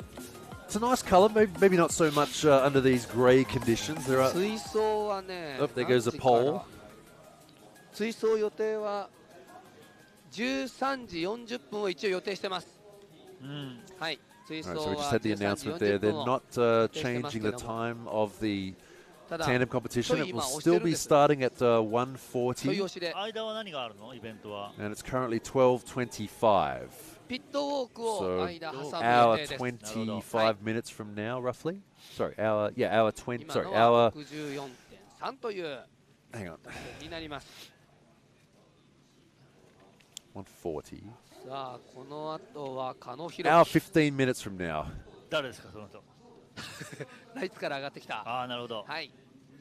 あ、今ちょっとポール、あれ？刺さんない。あら？折れちった。模擬が壊したから。あら。替えのポールないですか？替えのポールは。So Mogi getting a penalty for going off the edge of the track there. It's always poles that suffer when it comes to drifting. Poles and tires. スタッフの皆さんもこの雨の中ね。そう。俺らより辛いよ。屋根もないところにいるんだからさ。そうですよ。もうずっと雨に打たれてますから。ありがとうございます。模擬が模擬取っただって。え？書いてんですか本当に？ダジャレだって。いやいや、よう言うじゃないですか。谷口さん。Optimus says, did you watch D1NZ? I did not. When was that on? I haven't been able to keep up with a whole lot of stuff recently, honestly. I don't really know what's going on. さあ、続いて加納弘樹行きましょう。What track was it held on?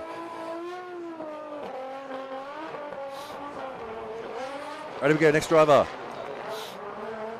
Hiroki Kano, S15 Sylvia.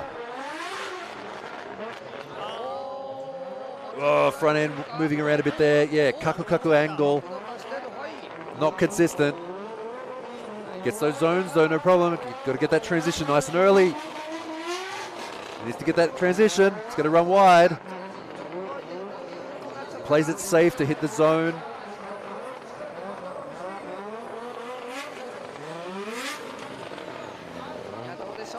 And over the finish line for Kano.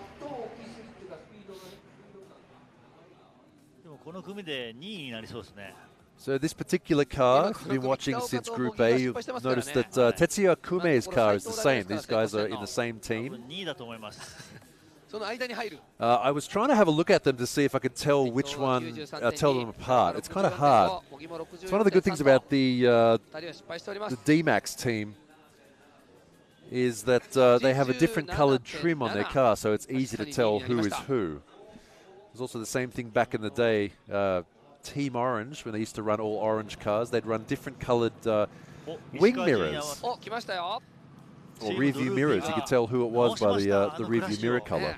もう1本目も1本目でしたから。結構だってドーンとぶつかったからね。はい。ね、ルーピーはもう昔からクラッシュ絶対直してきますからね。Right, next driver now. ね、すごいね。Junya Ishikawa. さあ完璧に直ってるのか。Hiroshima Toyota Team Droopy. ここではもうやれないですよ。Sponsored by Dunlop. さあ角度つけてきた。ほら、うまいよね。Oh, not bad there. Nice angle. Keep it going. Really working the accelerator hard there, trying to get that grip. Drive out of that corner, flick back.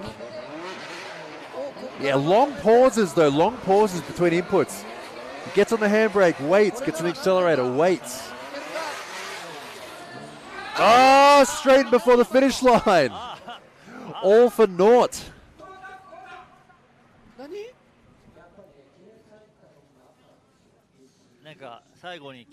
Oh, that's going to be a straighten. Yeah, he straightened up before the finish line. Did the engine shut down just before the finish line? That's a shame.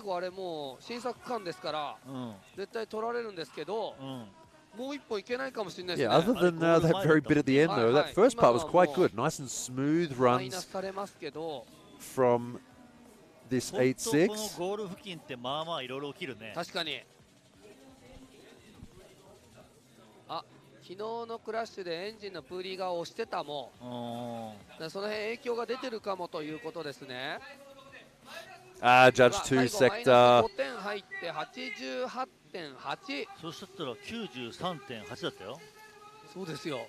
So that would have been a 93.8. That's a shame. You have to do the run all the way. That's it. That's the course.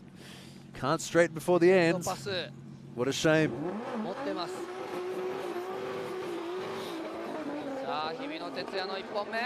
Our next driver, the OG D1 Grand Prix driver, Tetsuya Hibino. Back in the day, carbureted 4AGE, A86 is out now in this brand new GR86 with a 2J.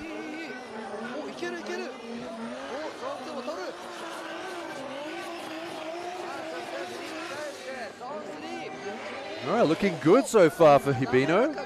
Nice and smooth.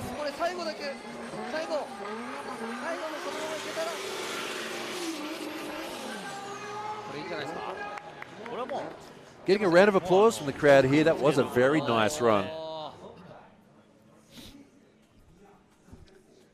91点ぐらいいったんじゃないですか。90点超え。 Very pretty run, aggressive entry. Look at that, holding that angle nice and smooth.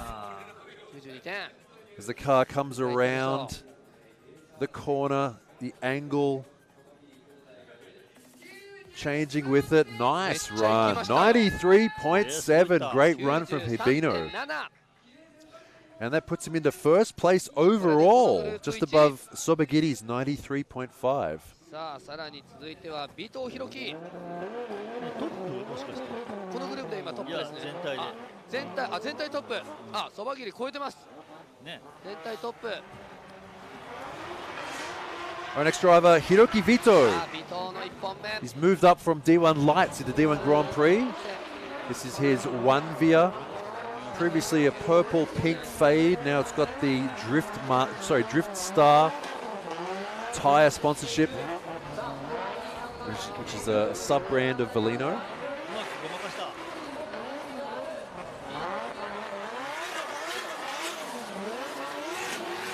I'm sure the Americans in chat are saying, well, that's just the 240. They never sold the S13 with the Silvia rear end and the 180SX front as factory in Japan. You had to make it yourself. まあでもちゃんと当たり前の点がつきますね。90点台いきますか？いきますね。Right, another nice run there. 90.3 for Vito after his first run. 90点。トスですね、やっぱり。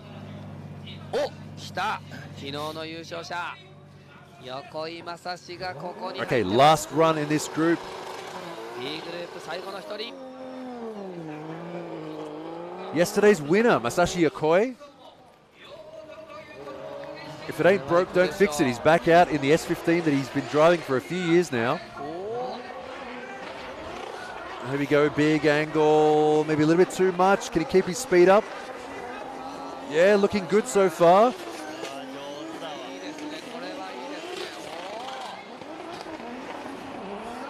He's keeping the engine revs just at the power point. Not over revving, not under revving. Nice run there from Yokoi. Like the one we saw from Hibino, just smooth for the entire run. Now what will the DOS give this run? Here comes the entry. It took a while to get to full angle though. I think maybe won't be as high as Hibino. No, it turns out, look at the entry speed though, 81.3 out of 95.3. 95点台で一人もいなかったですもんね。ないね。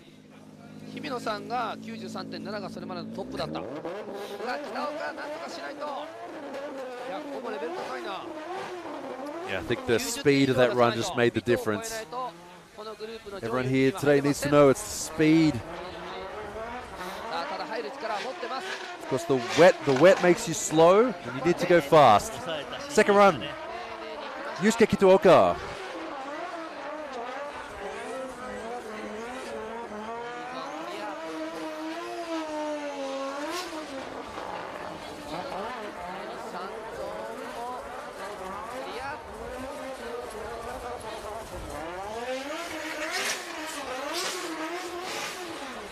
And over the finish line for Kitaoka. 今このグループだと第4位は尾藤の90点ちょうどなんで、これを超えれるかってとこですね。超えたと思いますね。超えたと思います。 Onboard view there of his JZX100 Mark II. It's the initiation. Oh, not too bad there. 92.2 puts him in fourth. Oh. ということはこの北岡の 92.2 これを超えないとということになります。この D グループもレベ So ルが there's 高い。 still a couple of drivers ahead of him with one run to go. カノ、石川、尾藤。石川がちょっとね走れないかもしれないですね。はい、今出ましたね。出ましたね。 Here's the scores so far. Kitaoka with a 92.23. 斉藤裕二が 93.19。尾藤がね、ここから2点以上上げなきゃいけないのが。 We could potentially see either Hibino or Yokoi just take a bye run on their second. 今のところほぼ決定っぽいですよね。このラダでね、この順位で。はい。さあ、斉藤裕二はもう。Our next driver, Yuji Saito, second qualifying run. How should he drive? Well, if his spotter was watching Yokoi, he should have said like that. Well, it's quite a wide line there. It's quite slow. Transition back. He's got to keep his speed up. Look, he's slowing down a lot. Slowing down again. Shallow angle.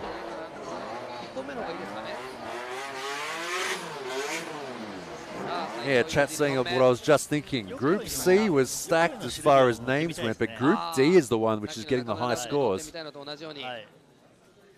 今のその中村号、横井号っていうのを乗り比べしてみたいですよね。ああ、もう今だってね、その2人はバチバチの2人の車を。You see those two wastegate exhausts down the front of the engine there. It's because this is a V6 twin turbo with the turbos mounted at the front. 90.4 for Saito's second run. All right, second run, Takeshi Mogi.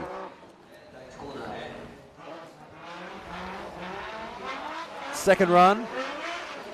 Needs to keep his speed up and not spin out. And a spin. もうまとめていってちゃ届かないからってことでしょうかね。そうだけどちょっと雨が相当乗りにくいんでしょうね。確かに車が。ギアが一瞬のうちにいなくなるでしょうね。ああ、そういうことですね。この状態で 92.2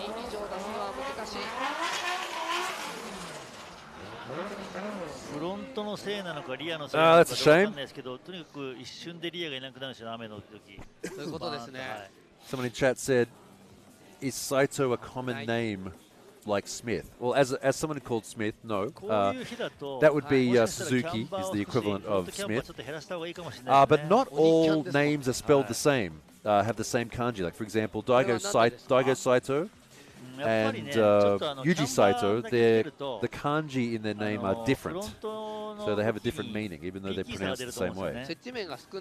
いや、そのステアリングを切っていった時の対地キャンバーがなんでしょうね、その Why did you jinx that poor guy? I didn't jinx him. 設置してる You're giving the caster curse too much credit.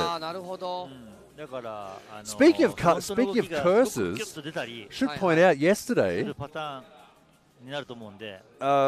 Yokoi broke the poster curse. There's a bit of a thing that the live stream chat noticed a long time ago, that the car which is on the event poster doesn't win, and this time it was Nakamura and Yokoi, and Yokoi ended up winning yesterday. And Kano's second run, a spin for him. I guess maybe you could say there's two cars on the poster, and Naoki was in front, so maybe it's the car which is closest to the viewer of the poster is the one which gets the curse. I don't know. I would definitely agree with that, because Naoki didn't say he didn't have good luck yesterday. That's for sure. 石川純也並んでると。お、よかった。じゃあまだ可能性ありますよ。はい。可能の可能性はなくなりましたね。Chat said, this time whoever finishes top 4 in any group will qualify to battle run. Previously, it's whoever has top 16 scores overall.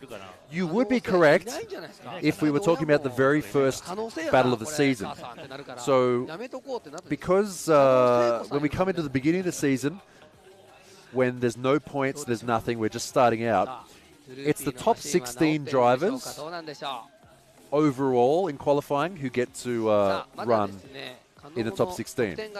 From round 2 onwards, the way it works is, because we used to have a seeded driver system where, like, for example, the top 10 drivers would be guaranteed a spot in and would have to qualify for that.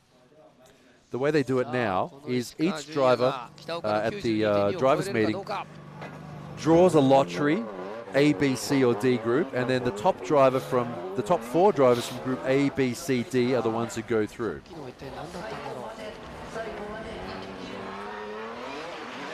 So there is a little bit of an RNG thing to it. Oh, Ishikawa, can he hold it, hold it, hold it, hold it, hold it, hold it? Oh, he lost a lot of speed though.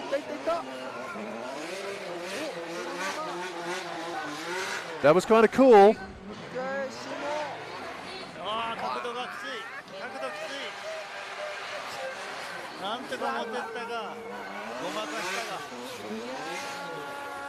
Lost a lot of speed though. It looked cool. That was exciting. But unfortunately in the rain, exciting generally does not mean a good score. It just means exciting. Oh, let's see this entry here. Nice angle. Manages to hold it too. That's quite impressive. Look at the rear wheel. Just spinning a bit, not spinning, just spinning. He either doesn't lock it or doesn't over accelerate. That's why all the previous drivers have been spinning out. ここは石川純也残れないか。残れない。 But second half of the run, very slow. 92.2 以上。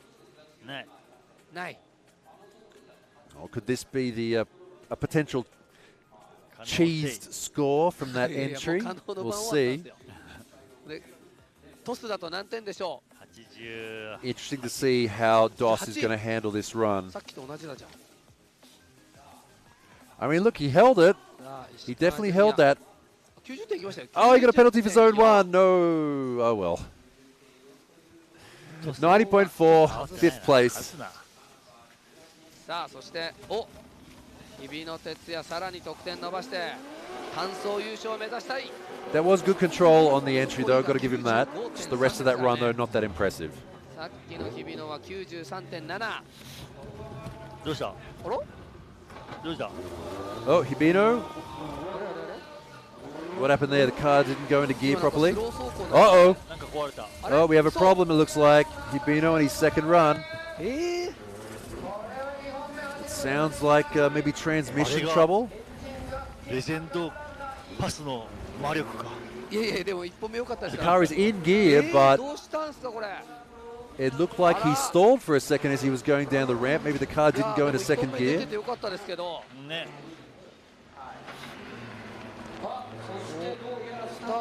I think it might be transmission problems.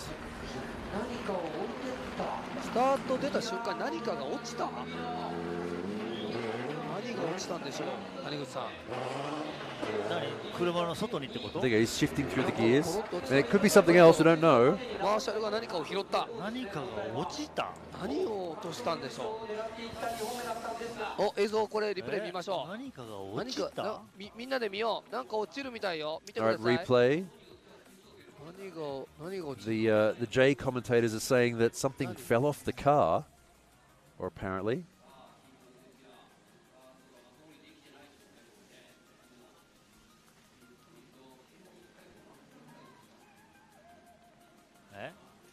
Can we see something fall off the car? No. No, it doesn't look that way.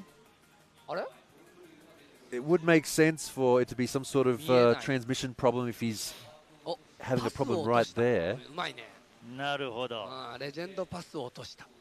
大喜利としてはうまいですね。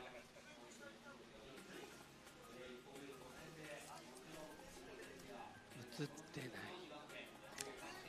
There is something. It wasn't making loud grinding noises, so maybe not sure. iPhone 落ちた。 Chat said, can't imagine anything drivetrain related would break in the wet. You would be surprised. You honestly would. You'd really be surprised. さあ、尾藤。1本目90点という得点でしたから、これが 92.2 超えれるか。 I've seen a rear diff break in first gear in a wet skid pan.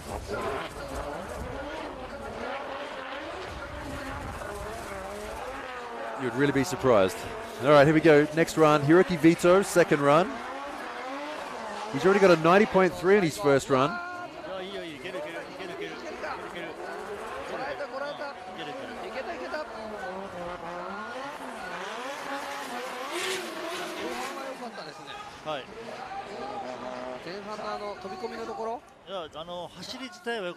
All right, not too bad for Vito's second run.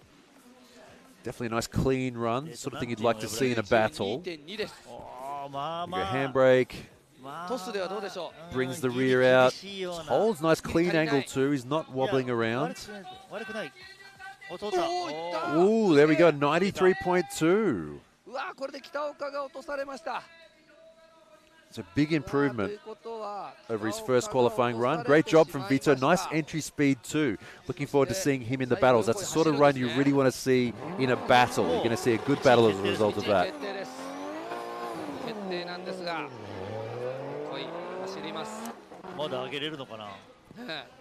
Right, here we go. Last run of qualifying. Yokoi's got the 95.3 on his first run. Here comes the second one. He was first place yesterday.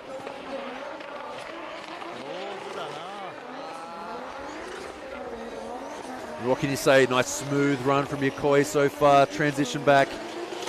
Oh, aggressive transition as well. Through the zone, no problem. Yokoi.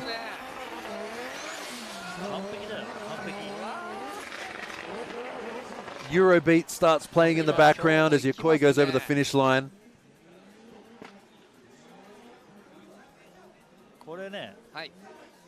本日の勝ちに一番近いね。もう今の走りで。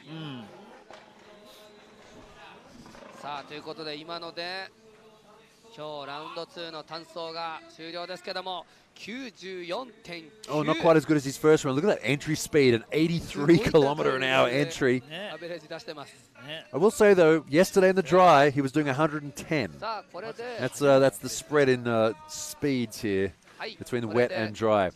Okay, so we have our final results there. This is your top 16. Everyone in the top 4 of each group is making it through. So Fujino Daigo Saito, SEY in the FCRX7, Sobagiri Matsuyama Tanaka, and Pon.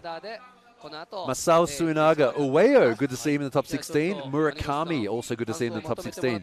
Kawabata, and then your boy Yokoi Hibino. Hopefully they can get the car repaired in time if there's any kind of problem. Hiroki Vito, also great runs from him. Looking forward to seeing him in battles. And Saito, Yuji Saito. That is your top 16, which we'll be seeing soon.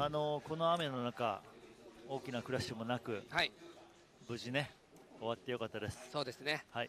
はい。今ちょっと太陽も出始めました。All right, so time here right now is 12:49 or 12:50, and the battles will be starting at 1:40.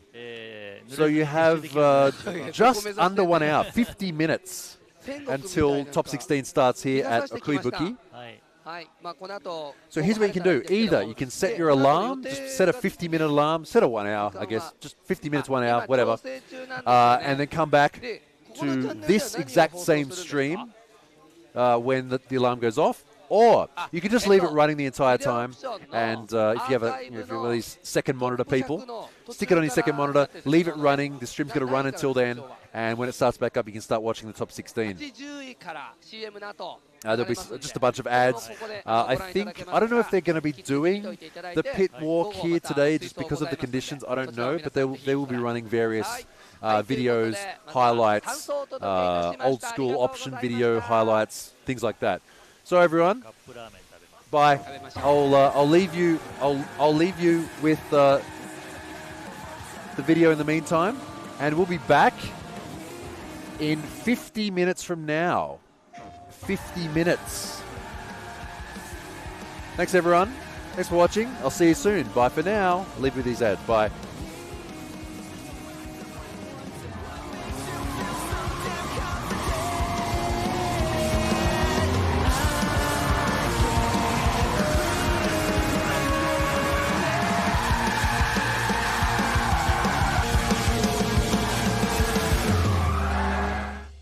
PlayStation 青は挑み続ける心。青はまだ見ぬ何かへの渇望。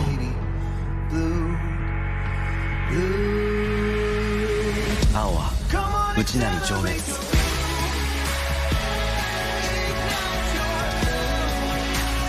あなたの青をそのタイヤは呼び覚ます。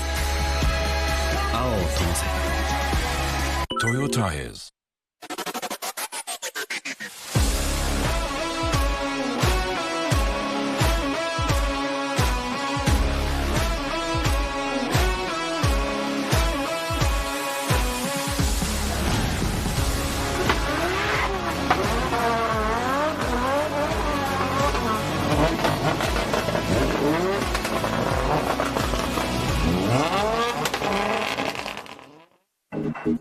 バリのタイヤ。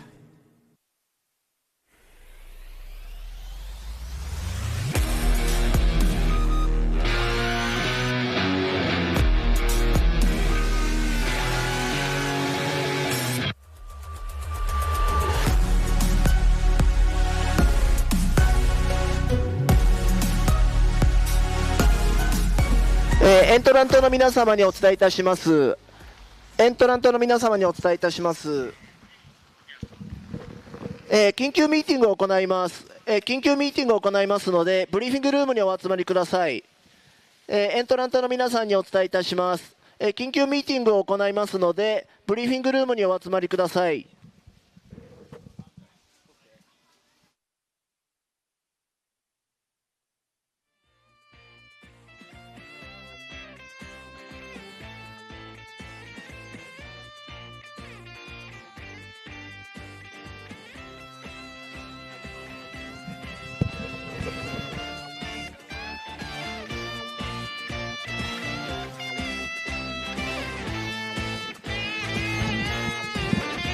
エントラントの皆様にお伝えいたします。この後緊急ミーティングを行いますので、エントラント代表の方、1名、ブリーフィングルームにお集まりください。繰り返します。この後緊急ミーティングを行いますので、エントラント代表の方、1名、ブリーフィングルームにお集まりください。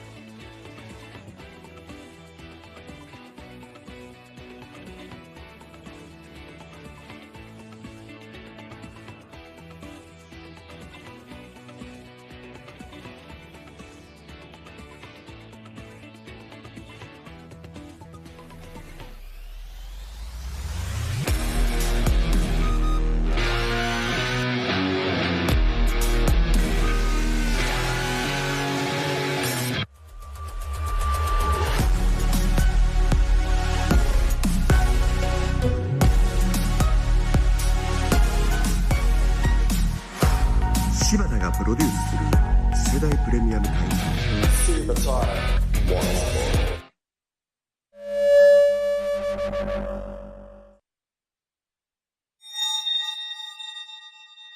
利根は今年で85周年。こんにちは、谷口のモデルです。日本を代表する総合工具メーカートレコグさん、85周年おめでとうございます。僕もねトレコグさん使わせてもらってます。トネさんといえばですね、今回85周年ということで長きにわたりね、やはりいろんなことに挑戦し続け、企業としてちゃんと成長してきた証だと思います。皆さんもですね、ぜひトネの工具使ってみてください。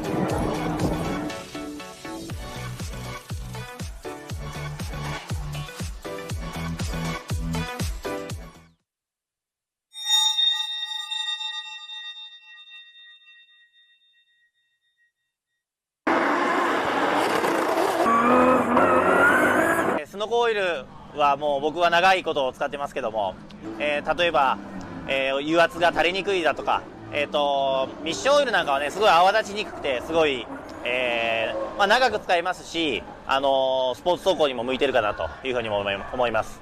ぜひ皆さん使ってみてください。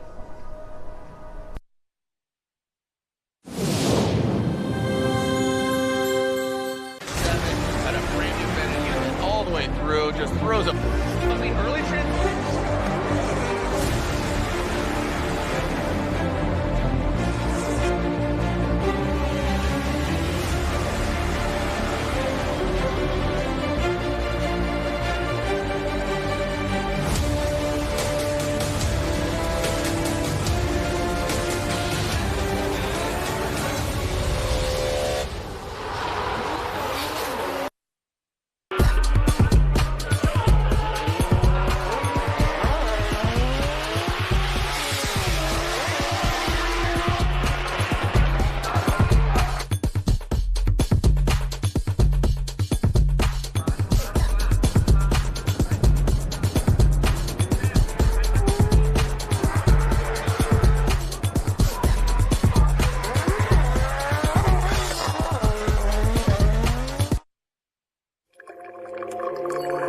先人が積み上げた伝統の味わい、時代に合わせた革新の味わい。次の100年に伝統と革新の300年、奥の松。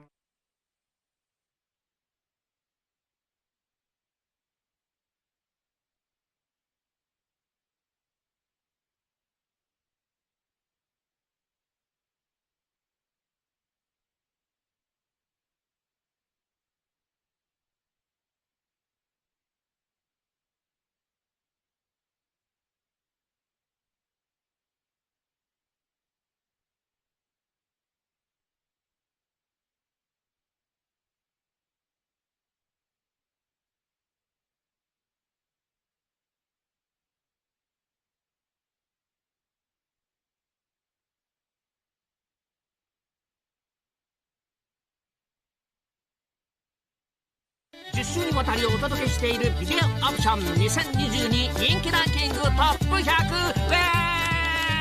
今回はその3週目、ランキング80位から71位。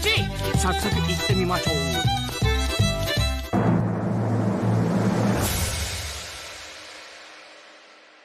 今日乗るのはこれ後ろのねフェニックスのこのスープラと 400R 出ますかね。300キロ。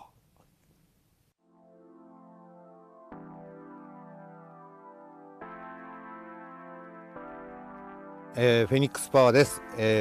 持ってきたこのスープラ DB42 スープラですけど、以前走らせた時と比べると変わったのが、サードのキャタライザーをつけたということ、それと、水冷インタークーラー用のラジエーターを大容量化してきたということ、もうサーキットで通用するような足、フロント18キロリア30キロの車高調キットをしっかりとセットしてきました。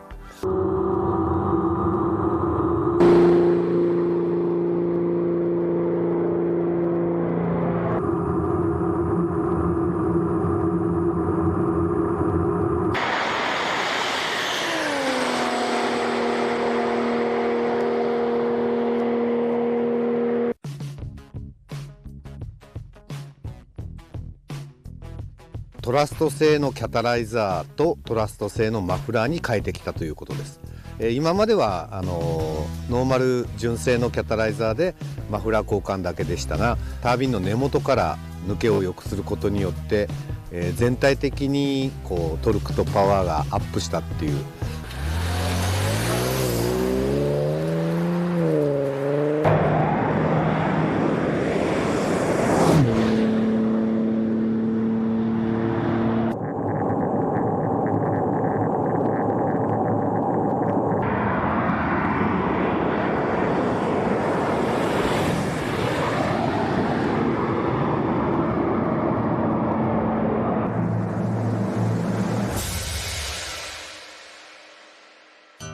まず1台目は HKS-TRB03。 いいね。いいですか別に。暖かくて大丈夫。このぐらいなら。まあ寒すぎずいいんじゃない。谷口渾身のスーパーラップを一周フルプレイでどうぞ。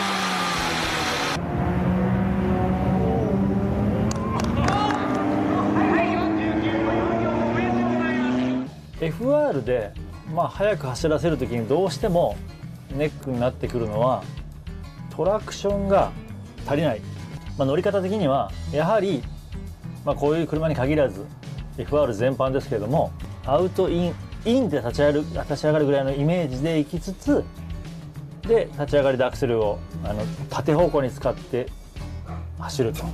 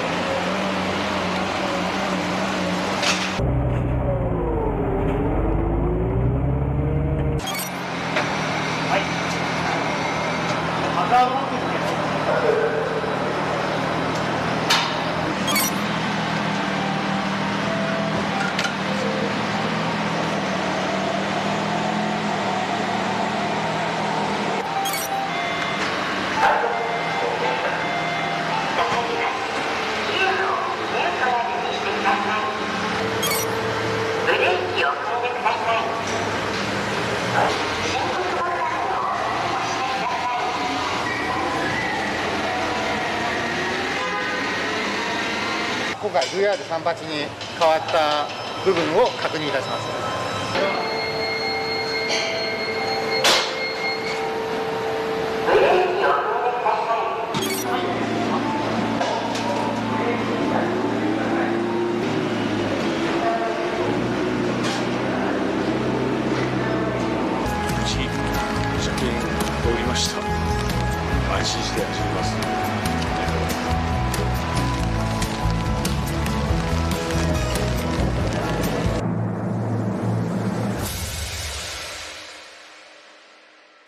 から見るとまあちょっと綺麗な、まあ、エアロがちょっとついた感じ。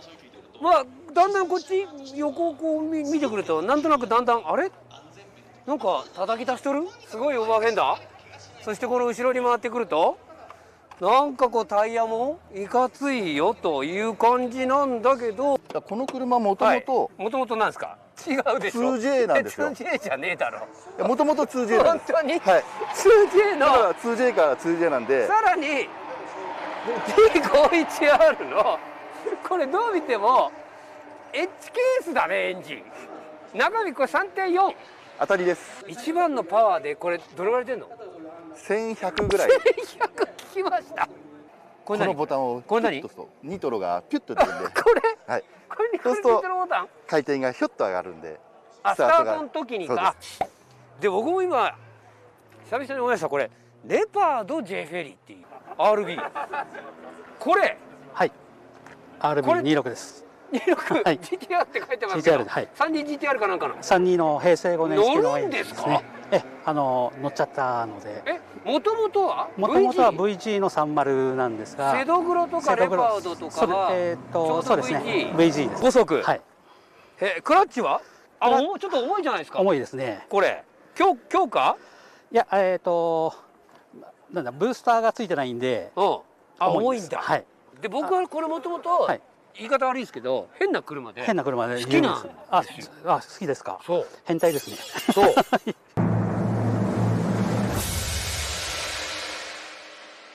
雨宮です。吉田です。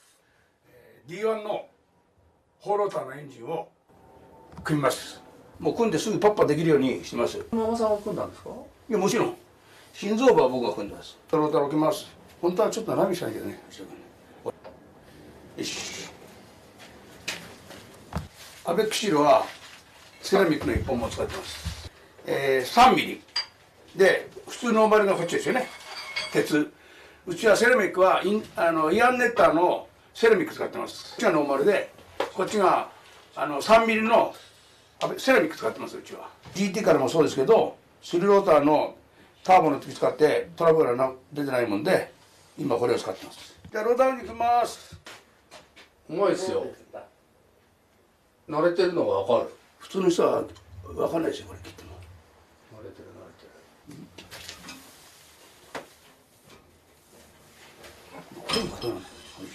はい、4ローター1ローター分のエクセンス。アベックシールを抜きまして、スプリングを入れます。アベックシールとスプリングを入れてます。集中この後大変だよこれ。おさん早いですね。最後のローター入れます。ハウジング入れます。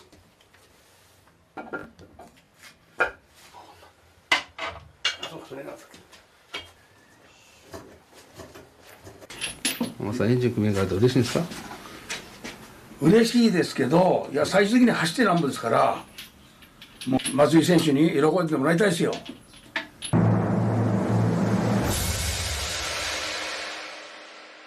続いてちょっと昔のドリキンが情けなくなっちゃったシーンからどうぞ。これは今はなくなっちゃった日本一面白かったレース、ボードアスランで戦った喧嘩レース JTCC。厳しいレギュレーションで各社イコールコンディションってことは無理しないと抜けないってこと。それとやっぱりコース上音楽愛、そしてピットじゃ殴り合い。シリーズ最大の見せ場は最初で最後だった筑波線。ここからはわずか2週の出来事。本当か？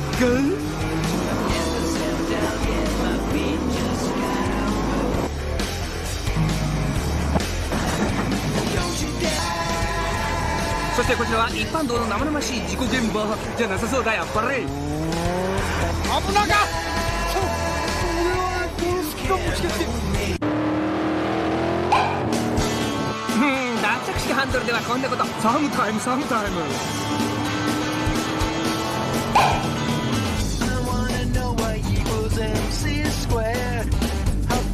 あ我らがイカ天の出番ですと。別名誰が一番まっすぐ走らないかコンテスト。基本的にはタイヤのグリップを失った状態を維持できたもん勝ちですが、その度合いが過ぎちゃうとギャラリーの人気者になってしまいます。ワクワク、またあいつら何かやらかすぞなんて期待度満点です。ほらやったなんて当然小さいもそう思っちゃってます。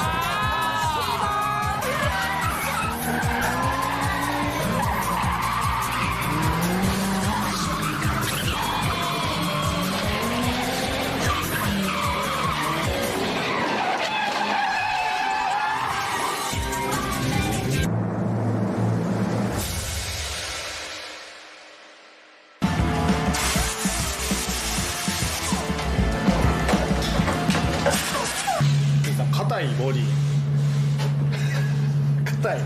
硬いからこれで切ってんの86より硬い。いや余裕で、だってこれ合成86の2倍だよ。なんかほんま言ったらこんなバーいらねえよこれ。なるほど、要は合成的にはもう十分なん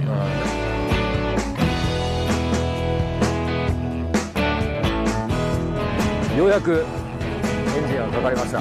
まだここからシェイクダウンなんですけども、まずはエンジンのセットアップやら、転がしでハンドルが切れるかとか、そんなチェックからなんで、今日はどうなるか。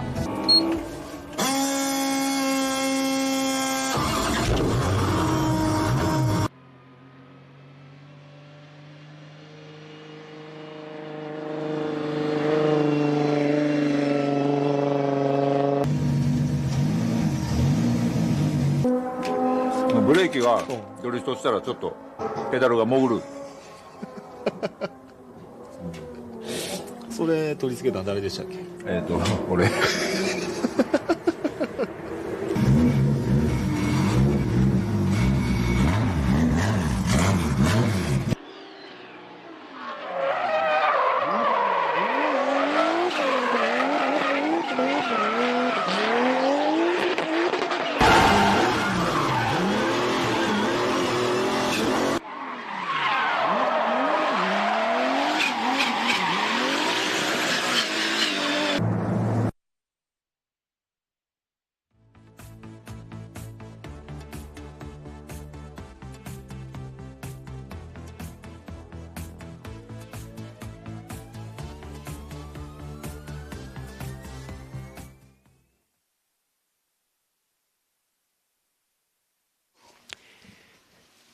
さあ、会場にお越しの皆さん、そしてチーム関係の皆さん、お知らせをいたします。先ほど、午前中におきまして、単走の方がすべて終了いたしました。そして、これからのスケジュール予定は、午後から1時40分から、追走トーナメントを行うということを、ご連絡いたしましたけれども、今ですね、主催者、そしてエントラント、ここの、今、ミーティングを行いまして、この後の競技はですね、パドック側、コース側、すべてのこの会場内でのですね、安全の確保が取れないということになりまして、この単走終了時点で、今回のラウンド2の競技が、終了とさせていただくこととなりました。単走の、単走前者の走行が終わったところで、順位が確定したところで、今回のラウンド2の競技が終了ということになりましたことを皆さんにお伝えいたします。そしてですね、この後なんですが、まずはですね、パドック内のテント、こういったところがですね、非常に危険なため、まずはこのテントの撤収ということになってまいりまして、各チームですね、それぞれ車等がパドック内に入ってまいります。そして今まだですね、お客様がパドック内にね、数多くいらっしゃいますので、非常にちょっと危険な状態にもなりかねません。そして時折ですね、まだ突風が吹く状態でありますので、片付けていたテント等々がまたですね、飛んでいくということもなりかねませんので、まずお客様に関しましてはですね、競技の方は一旦これをもって中止とさせていただきますので、一旦まずはお車の方にですね、お戻りいただくというところ、それからですね、競技の方はですね、もうすべて終了ということになってしまったんですけれども、パドックの方のですね撤収がすべて終わりまして、飛散等のですね安全性、こういったところがある程度確保されたところでですね、皆さんに対しましてはまだその時間でですねいらっしゃるようでしたら、選手の皆さん、チームの皆さんが協力していただきまして、ファンサービスの方は行う予定となっております。おそらくですねファンとの写真撮影、交流、そういったところをですね設ける予定となっております。まだですねこのパドック内の撤収の方がすべて終了いたしませんと、何時からそれをやるということはちょっとですね今の段階ではまだ申し上げることはできませんけれども、競技の方は一旦これをもちましてすべて終了ということになりまして、午後の追走トーナメントは行うことがないということだけお伝えしておきます。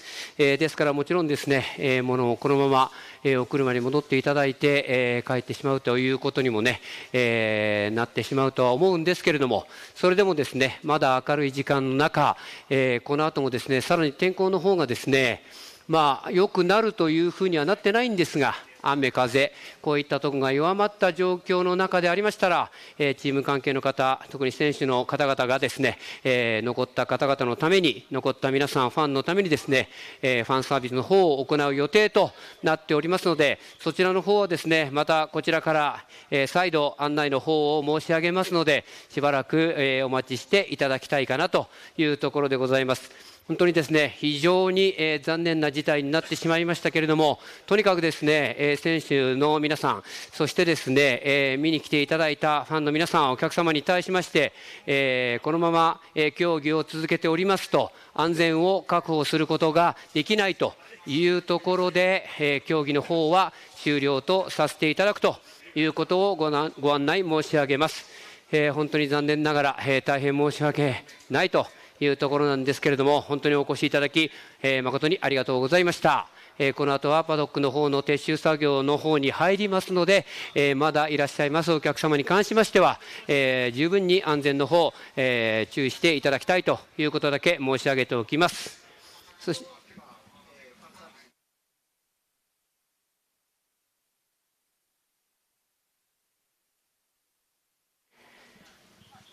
そしてですね、すべてのやはりパドック内撤収作業が終了したところで安全を確保されて、そしてその時の天候がですね今よりいい状況でありましたら、どうやらコース内におきまして今一度また車両を持ち出しましてですね選手の皆さんとともにグリッドウォークファンサービスを行うということを今予定しているということが決まったようです。チーム関係者の方、どうかよろしくお願いいたします。